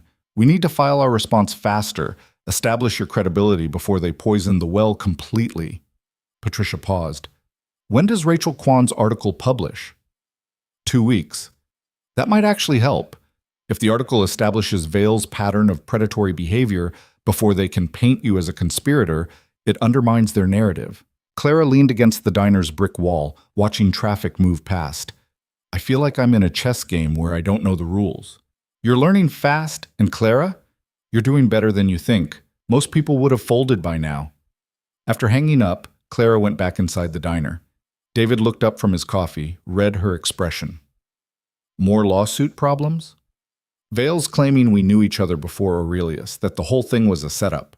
David's jaw dropped. We can prove that's false, right?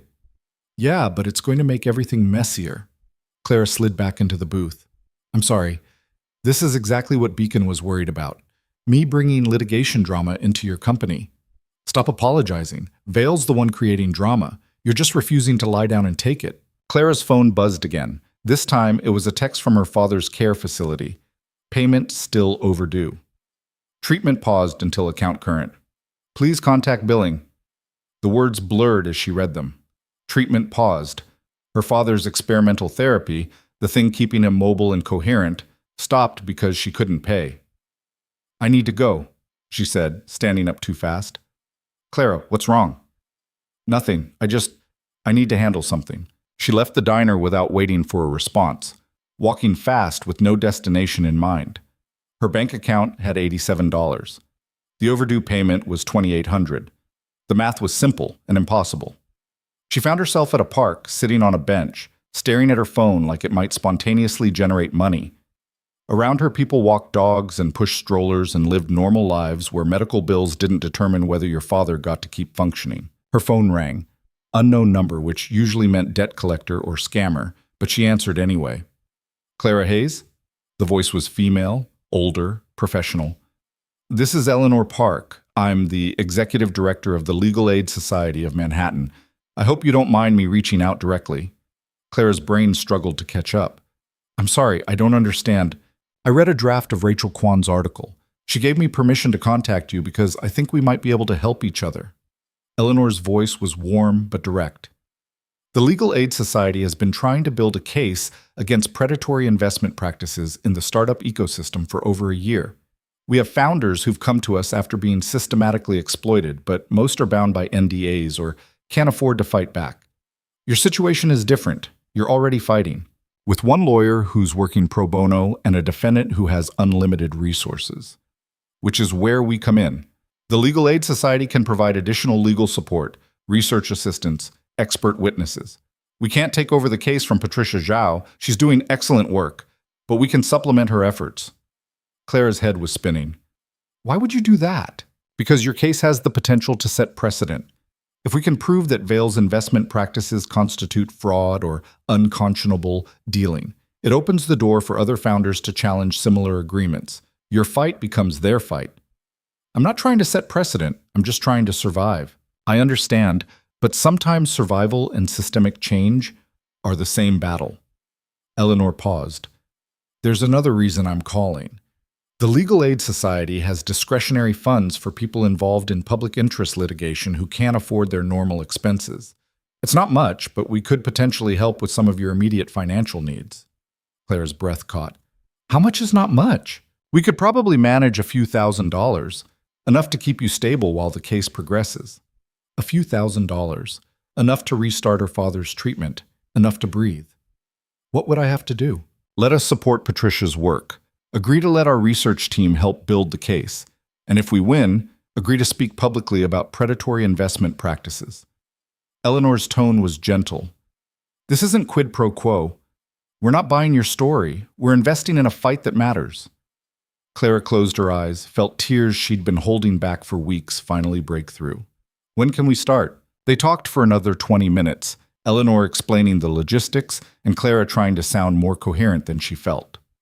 By the time they hung up, Clara had a plan to meet with the Legal Aid Society the next day and a promise of emergency funding within 48 hours. She called the care facility immediately. This is Clara Hayes. I need to talk to billing about my father's account. The administrator who answered sounded tired. Ms. Hayes, as I explained in my message, we've had to pause treatment until... I'll have payment by Friday. Please restart his treatment. We can't process on promised payment. We need actual Friday. I promise. Please. Clara heard the desperation in her voice and didn't care. He needs this treatment. Please don't make him wait. A long pause. Then, I'll make a note. But Ms. Hayes, Friday is the absolute deadline. If we don't receive payment, we'll have to discontinue the therapy entirely. You'll have it. I promise. She hung up and sat on the bench, shaking with relief and residual fear. The money wasn't here yet. Friday was still a risk. But it was hope. And hope was more than she'd had an hour ago. Her phone buzzed with the text from Rachel. Article draft is done. Sending to you and Patricia tonight for review. Publishes Friday the 16th. Then another text from David. Are you okay? You left kind of abruptly. Clara texted back. I'm fine. Sorry for bailing. Talk tomorrow? His response came immediately. Whenever you're ready. She walked home slowly, watching the city move around her with the strange, disconnected feeling of someone whose life had just shifted in ways she didn't fully understand yet. The Legal Aid Society was getting involved. Rachel's article was publishing in less than 2 weeks. Beacon Partners was funding TerraStream. Her father's treatment would restart.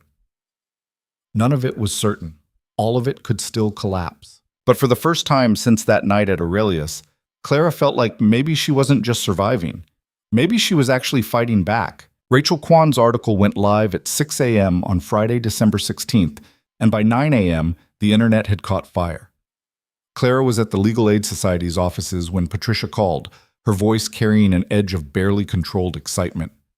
Have you seen the response? I've been in meetings all morning. What response? The article has 40,000 shares on social media. It's trending on 3 platforms. Every major business publication is picking it up. Patricia paused. Clara, this is bigger than we thought it would be. Clara excused herself from the conference room where Eleanor Park's team had been walking her through their research on predatory investment clauses and stepped into the hallway.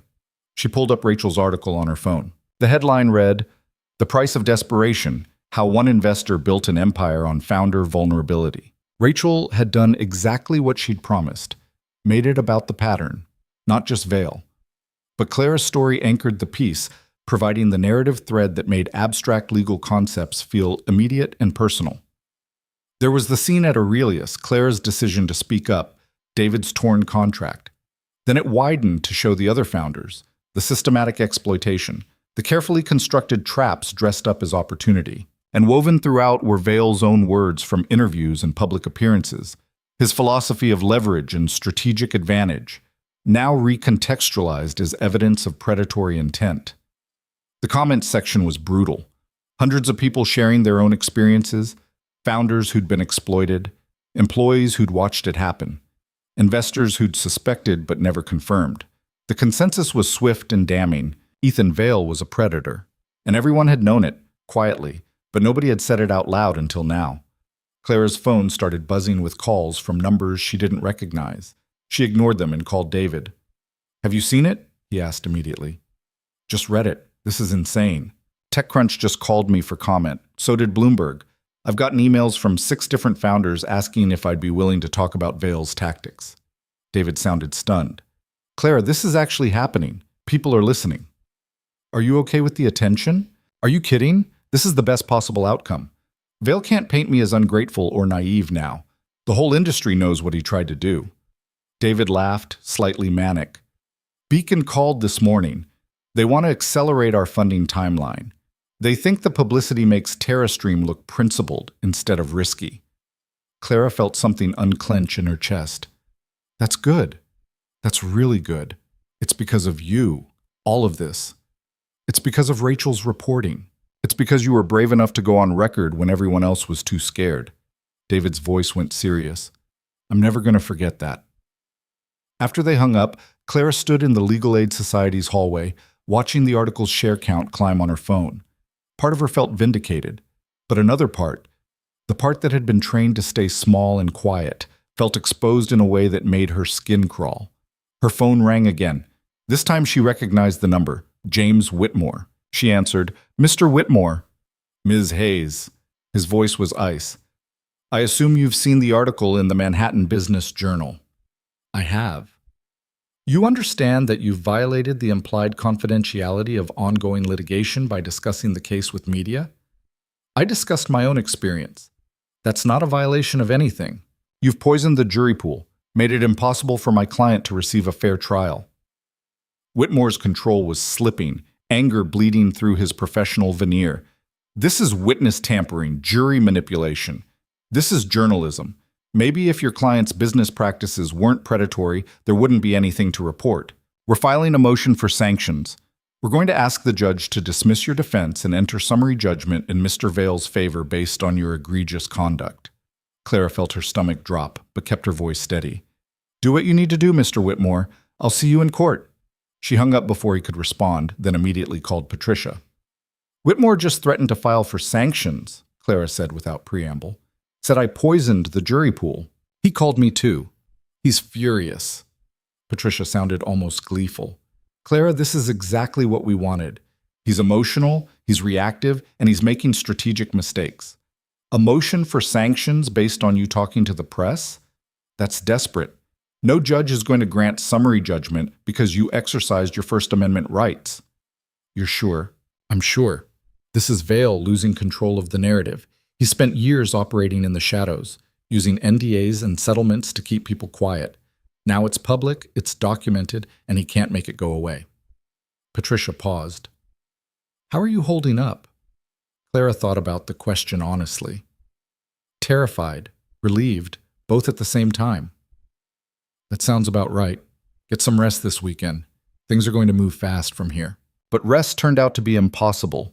By Saturday morning, Clara's name was everywhere. Reddit threads dissecting the article. Twitter debates about startup culture and founder exploitation. A TikTok video with 2 million views explaining predatory investment terms using Clara's intervention as the example. She'd become a character in a story she didn't fully control anymore.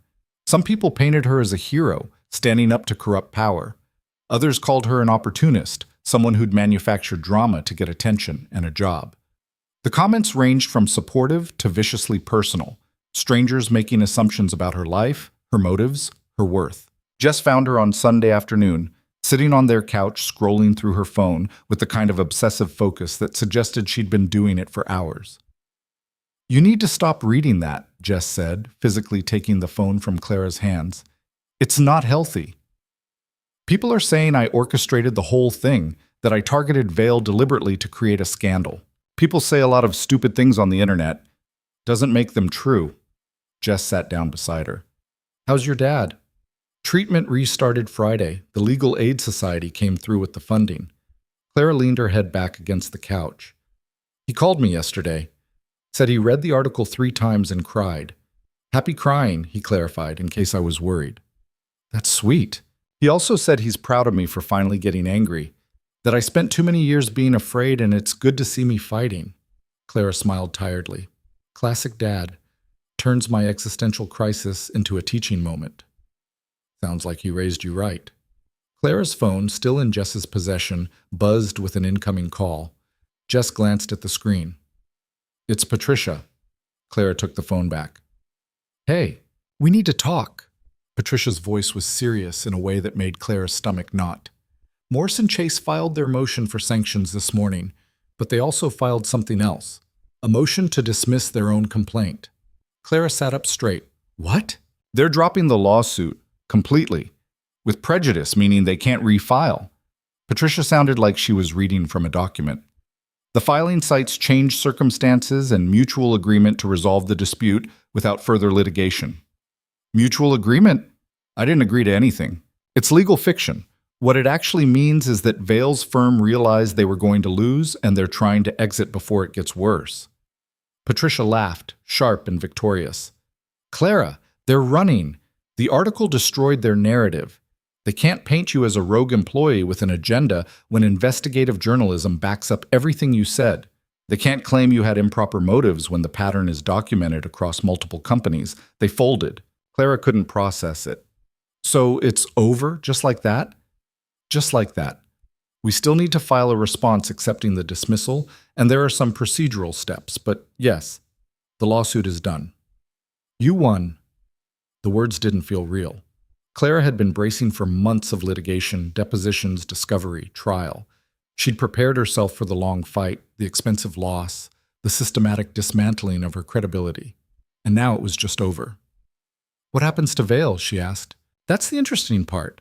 I've been getting calls all morning from other lawyers, other founders who read the article and want to explore their legal options."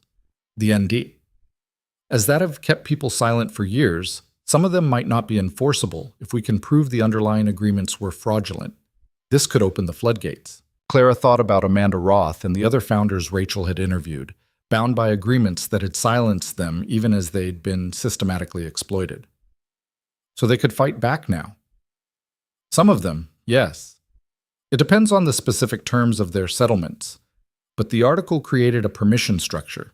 It showed people they don't have to accept predatory behavior just because it comes wrapped in expensive legal language. After hanging up, Clara sat in silence, trying to understand what she was feeling.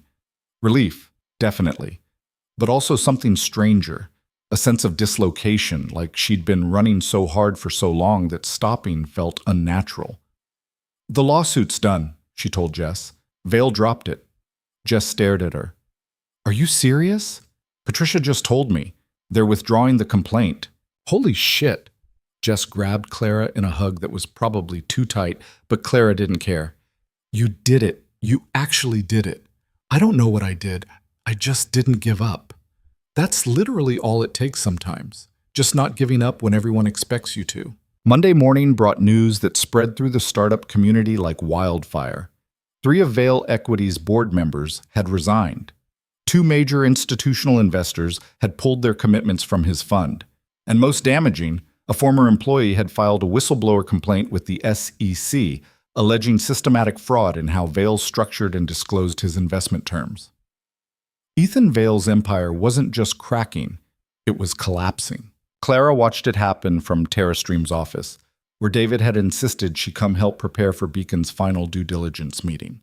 The co-working space had upgraded to an actual office now, small, but theirs. 2 engineers worked at standing desks, debugging code while David paced nervously. "Beacon's going to ask about the publicity," David said for the 3rd time. "How do I address it without sounding like we're capitalizing on drama?" "Tell them the truth, that we're focused on building good technology, and we're grateful that predatory investors are being held accountable." Clara looked up from the contract she was reviewing. "They already committed to funding you. This meeting is just procedural." "You don't know that." "I do know that. I reviewed their term sheet. The language is binding. They're locked in." One of the engineers, Sarah, who'd been with TerraStream since the beginning, looked over. "Is it true that Vale's fund is shutting down?" "That's the rumor," Clara said. "Nothing official yet." "Good. Guy's a parasite." Sarah went back to her code. "You did everyone a favor." Clara wasn't sure how to respond to that. She'd never set out to destroy anyone's career. She'd just tried to stop one bad contract from ruining one person's life. The fact that it had cascaded into something bigger felt both satisfying and uncomfortable. Her phone buzzed with a text from her father. "Saw the news about Vale. Your mother would have been proud." "I know I am." The reference to her mother, dead 15 years now from cancer they couldn't afford to treat properly, made Clara's throat tight.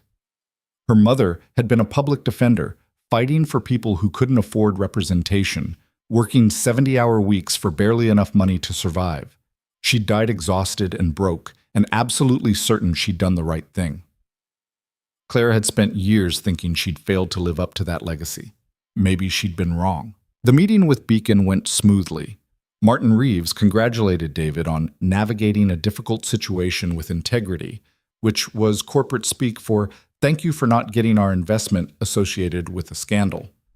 They signed the final paperwork, transferred the initial funding tranche, and officially made TerraStream a venture-backed company. Afterward, David pulled Clara aside. "We need to talk about your employment contract." "David, we've been over this. I'm offering you $60,000 a year plus benefits and 2% equity. That's non-negotiable." David held up a hand before she could protest. "The Legal Aid Society helped with your lawsuit, but they can't pay your living expenses forever. You need actual income, and I need a general counsel who understands what predatory looks like." $60,000 a year. It wasn't Manhattan lawyer money, but it was survival money. Money that could pay rent and medical bills and maybe, eventually, let Clara finish her degree. "What if I mess up?" Clara asked quietly. "What if I give you bad advice and it costs the company?" "Then we'll figure it out together, same as we've been doing." David smiled. "You're not perfect, Clara. Neither am I. But you're smart and you're ethical, and right now that's exactly what TerraStream needs." She signed the contract that afternoon, her hand shaking slightly as she wrote her name. Her first real job in 3 years. Her first step back toward the future she'd thought was dead. That evening, she visited her father. He was in the common room again, same wheelchair, same book about the Civil War, but something in his expression looked lighter than it had in months. "You did good, kiddo," he said when she sat down beside him. "Really good. I didn't mean to blow up anyone's life." "You didn't blow up anyone's life. You exposed someone who'd been blowing up other people's lives for years. There's a difference." He closed his book. "You know what I've been thinking about? That student I told you about. The one who reported the cheating scandal. The Yale kid. Yeah, I ran into him a few years later. Asked him if he regretted it. You know what he said?" Her father's smile was gentle. "He said no, because even though it cost him friendships and made him unpopular, he learned something important, that his integrity wasn't for sale, that he could trust himself." "That's what you think I learned?" "I think you already knew it. You just forgot for a while." He touched her hand. "When your mother was sick, when the bills kept coming and we couldn't pay them, I watched her make choices every single day. Take extra cases, work longer hours, sacrifice her health to help people who couldn't help themselves. And I was angry at her for it, if I'm honest. Angry that she wouldn't just quit, get a corporate job, save herself." Clara had never heard him admit this before. "What changed your mind?" "Nothing changed my mind. I'm still angry. But I also understand now that she couldn't have lived with herself if she'd made different choices. Her integrity wasn't optional. It was who she was." He squeezed Clara's fingers.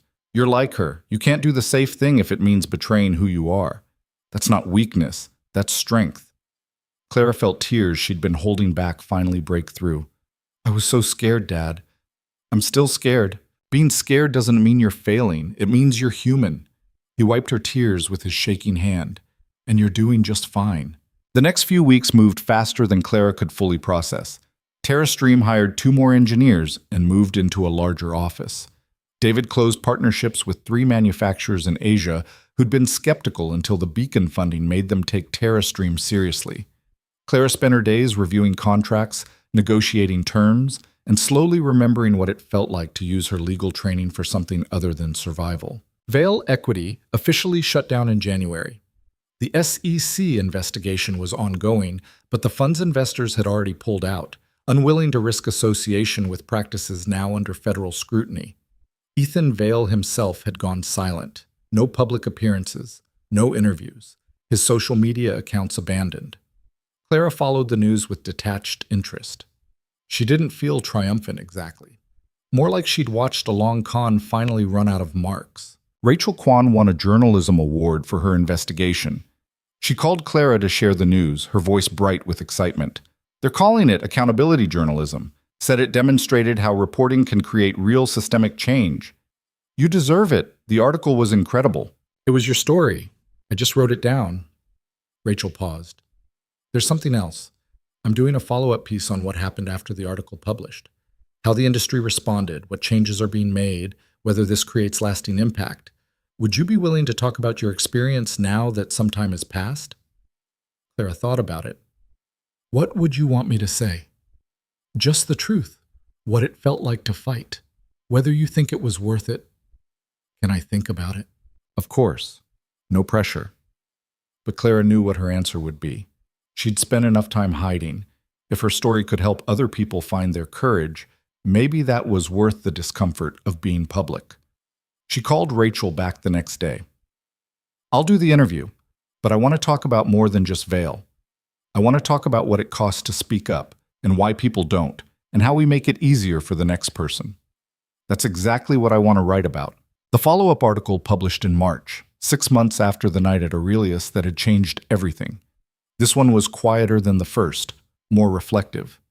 Clara talked about fear, about the privilege of being able to fight when so many people couldn't afford to, about how courage wasn't the absence of fear, but the decision to act despite it. The comments this time were different. Less heated debate, more personal stories, people sharing their own moments of speaking up or their regrets about staying silent. It felt less like scandal and more like conversation. In April, Columbia Law invited Clara to speak at a panel on ethics in corporate practice. She almost declined, still feeling like an imposter without a degree. But Patricia convinced her. "You have more real-world experience with ethical dilemmas than most practicing lawyers," Patricia said. "And you made the hard choice when it mattered. That's what students need to hear." So Clara stood in front of a room full of law students, kids who looked impossibly young and earnest, and talked about contracts and courage and the moment when principle became more important than survival. During the Q&A, a student raised her hand. "Do you regret not finishing law school?" Clara considered the question honestly. "Yes and no. I regret the circumstances that forced me to leave, but if I'd graduated on schedule, I'd probably be working at some firm doing document review and hating my life. Instead, I'm general counsel for a startup I believe in, working on problems that matter. So maybe it worked out the way it was supposed to." Another student. "Would you do it again? The thing at the restaurant, knowing what it would cost you." Clara didn't hesitate. "Yes, every time." In June, David Chen stood on stage at a tech conference in Austin and told the story of almost signing away TerraStream to a predatory investor and how a waitress he'd never met had saved his company. The video went viral in startup circles, shared and reshared with commentary about due diligence and founder education. Clara watched it from TerraStream's office, wincing at being called a hero, but grateful that David was using his platform to warn other founders. "You're internet famous now," Sarah said, looking over Clara's shoulder at the video's view count. "How does it feel?" "Weird. I didn't do anything special." "You did something most people wouldn't do. That makes it special." Clara thought about that later, walking home through the city as summer heat made the air thick and heavy. She'd spent so long thinking of herself as someone who'd failed, who'd compromised, who'd given up her dreams for practical necessity. But maybe survival was its own kind of victory. Maybe showing up every day and refusing to become someone you didn't recognize was actually the hardest thing you could do. Her father died in September, peacefully in his sleep after a particularly good week where he'd been lucid and talkative and himself. The experimental treatment had given him almost a year more than expected, and he'd used it well. Reading, talking, watching Clara rebuild her life with the kind of quiet pride that didn't need words. At his funeral, Clara stood in front of 50 people, former colleagues, students who'd kept in touch, friends from 30 years of teaching, and talked about integrity as inheritance, about how her father had taught her that principles weren't abstract concepts but daily choices, that who you were when it cost you something was who you really were. She scattered his ashes in the park where he used to take her as a kid, and tried to believe he'd be proud of the person she was becoming. TerraStream secured Series B funding in November, a $40 million round led by a consortium of impact investors who'd been following the company since the Vail story broke. David offered Clara an increased equity stake and a substantial raise. She negotiated hard, another thing she'd learned this year, that knowing your worth meant demanding it, and walked away with terms that made her financial future feel less like constant crisis. She started taking night classes at Columbia in January, determined to finish her degree. It was slower this time, 1 or 2 courses per semester while working full-time, but it was progress. The law school gave her credit for her work at TerraStream, acknowledging that real-world experience counted for something.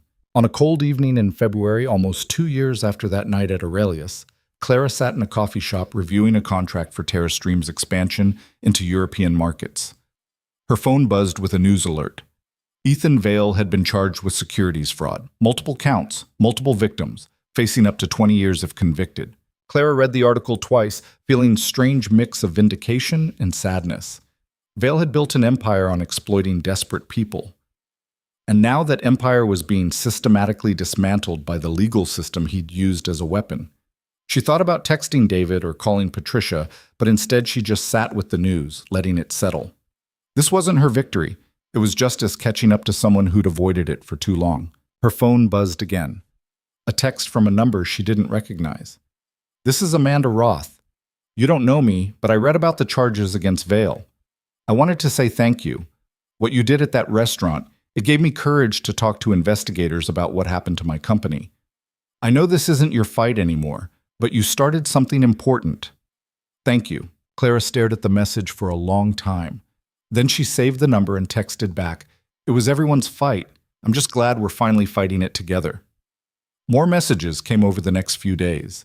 Founders she'd never met, people who'd read Rachel's articles, students from her Columbia talk, all of them sharing variations of the same story. They'd spoken up because she had. They'd found courage because she'd shown it was possible. Clara had never wanted to be a symbol. She'd just wanted to survive. But maybe that was the point. Maybe courage wasn't about grand gestures or heroic moments. Maybe it was just showing up, speaking truth, and refusing to compromise yourself into someone unrecognizable. Maybe it was choosing to be afraid and do it anyway. On a spring afternoon, Clara walked past Aurelius' restaurant. It had closed down 6 months ago, replaced by something trendy and modern with Edison bulbs and reclaimed wood. She stood on the sidewalk where she'd stood that November night, fired and broke and terrified, holding David Chen's business card and wondering if anything would ever be okay again. She pulled out her phone and called Jess. "Hey, you busy?" "Just leaving work. What's up?" "Want to grab dinner?" "My treat. Actual nice dinner, not diner coffee." Jess laughed. "Look at you with your TerraStream money. Sure, where?" "Anywhere but Aurelius." "Deal."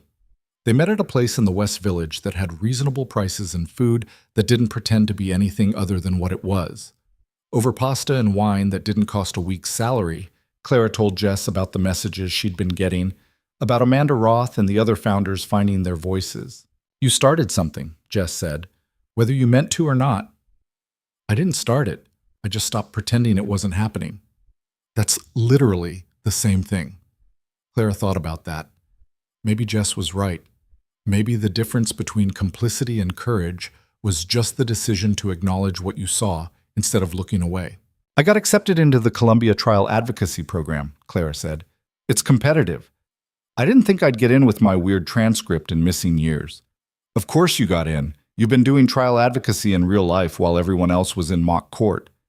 It's another year of night classes, another year of being exhausted and stressed." "So what? You've been exhausted and stressed for years anyway. At least this stress has a purpose." Jess raised her wine glass. "To finishing what you started, even if it takes longer than planned." Clara clinked glasses. To finishing. She graduated from Columbia Law in May, 3 years later than originally planned, with a transcript that looked like a disaster and a resume that told a story no career counselor could have predicted. No firm was going to hire someone with her background, and that was fine. She already had a job she believed in. David Chen gave her a promotion at graduation, chief legal officer of TerraStream, with equity that made her more than just an employee but an actual stakeholder in the company's future. They'd grown to 40 employees now, with partnerships in 18 countries and technology that was genuinely making clean water more accessible. "None of this happens without you," David said at the small celebration TerraStream threw in Clara's honor. "Not the company, not the funding, not any of it. You saved me before I even knew I needed saving." Clara looked around the office at people who were building something that mattered, at technology that would help people who needed it, at a future that felt earned instead of inherited. "We saved each other," she said. That night, Clara sat in her apartment, a better apartment now, one without water damage and broken radiators, and thought about the distance between who she'd been and who she'd become. The scared waitress who'd almost let a bad contract slide because speaking up felt too dangerous. The desperate daughter who'd sacrificed everything to keep her father alive. The dropout who'd thought her dreams were dead. All those versions of herself were still there, still part of her story. But they weren't the end of it. Her phone buzzed with an email from the Legal Aid Society. They wanted her to join their advisory board to help develop resources for founders navigating predatory investment situations. The position was volunteer, no compensation, just the opportunity to help other people avoid the traps she'd learned to recognize. Clara didn't hesitate before accepting, because that was the thing she'd learned through all of this. Courage wasn't something you had or didn't have. It was something you chose again and again in small moments and large ones. It was showing up when it would be easier to hide. It was speaking when it would be safer to stay silent. It was trusting that your voice mattered even when everything suggested it didn't. And maybe most importantly, it was understanding that your fight wasn't just about you, that standing up for yourself meant standing up for everyone who couldn't. that your courage could give other people permission to find their own. Clara Hayes had walked into Aurelius as a waitress trying to survive. She'd walked out as someone who'd chosen integrity over safety, truth over comfort, courage over fear. The cost had been real. The job loss, the lawsuit, the months of barely surviving, the public exposure, the grief of watching her father die while fighting battles she'd never wanted. But so were the rewards, the company she'd helped save, the patterns she'd exposed, the people who'd found their voices because she'd used hers, the life she'd built from the wreckage of her old plans. In the end, that night at Aurelius hadn't been about bringing down a billionaire's empire, though that had happened. It hadn't been about becoming famous or inspiring people, though those things had happened too. It had been about a simple choice in a moment of crisis, to see something wrong and refuse to look away, to risk everything for a stranger because staying silent felt worse than any consequence. And from that one choice, everything else had followed. Clara opened her laptop and started drafting an email to Rachel Kwan. There were more stories that needed telling, more patterns that needed exposing, more people who deserved someone willing to speak up for them. The work wasn't finished. It probably never would be. But Clara wasn't afraid of that anymore. She'd learned that sometimes the most important battles were the ones you fought even when you knew they'd cost you. That integrity wasn't about being perfect. It was about being consistent. That courage was contagious if you were brave enough to go first. She'd been a shy waitress once, making herself invisible to survive. Now she was someone who couldn't stay quiet even if she wanted to. Someone who'd learned that her voice had power, and that power came with responsibility. Clara Hayes had torn up more than just a contract that night. She'd torn up the version of herself that accepted injustice as inevitable, that prioritized safety over truth, that believed speaking up was someone else's job. And in doing so, she'd discovered something her father had tried to teach her all along. That who you are when it costs you everything is who you really are. And that's worth more than any price you could pay.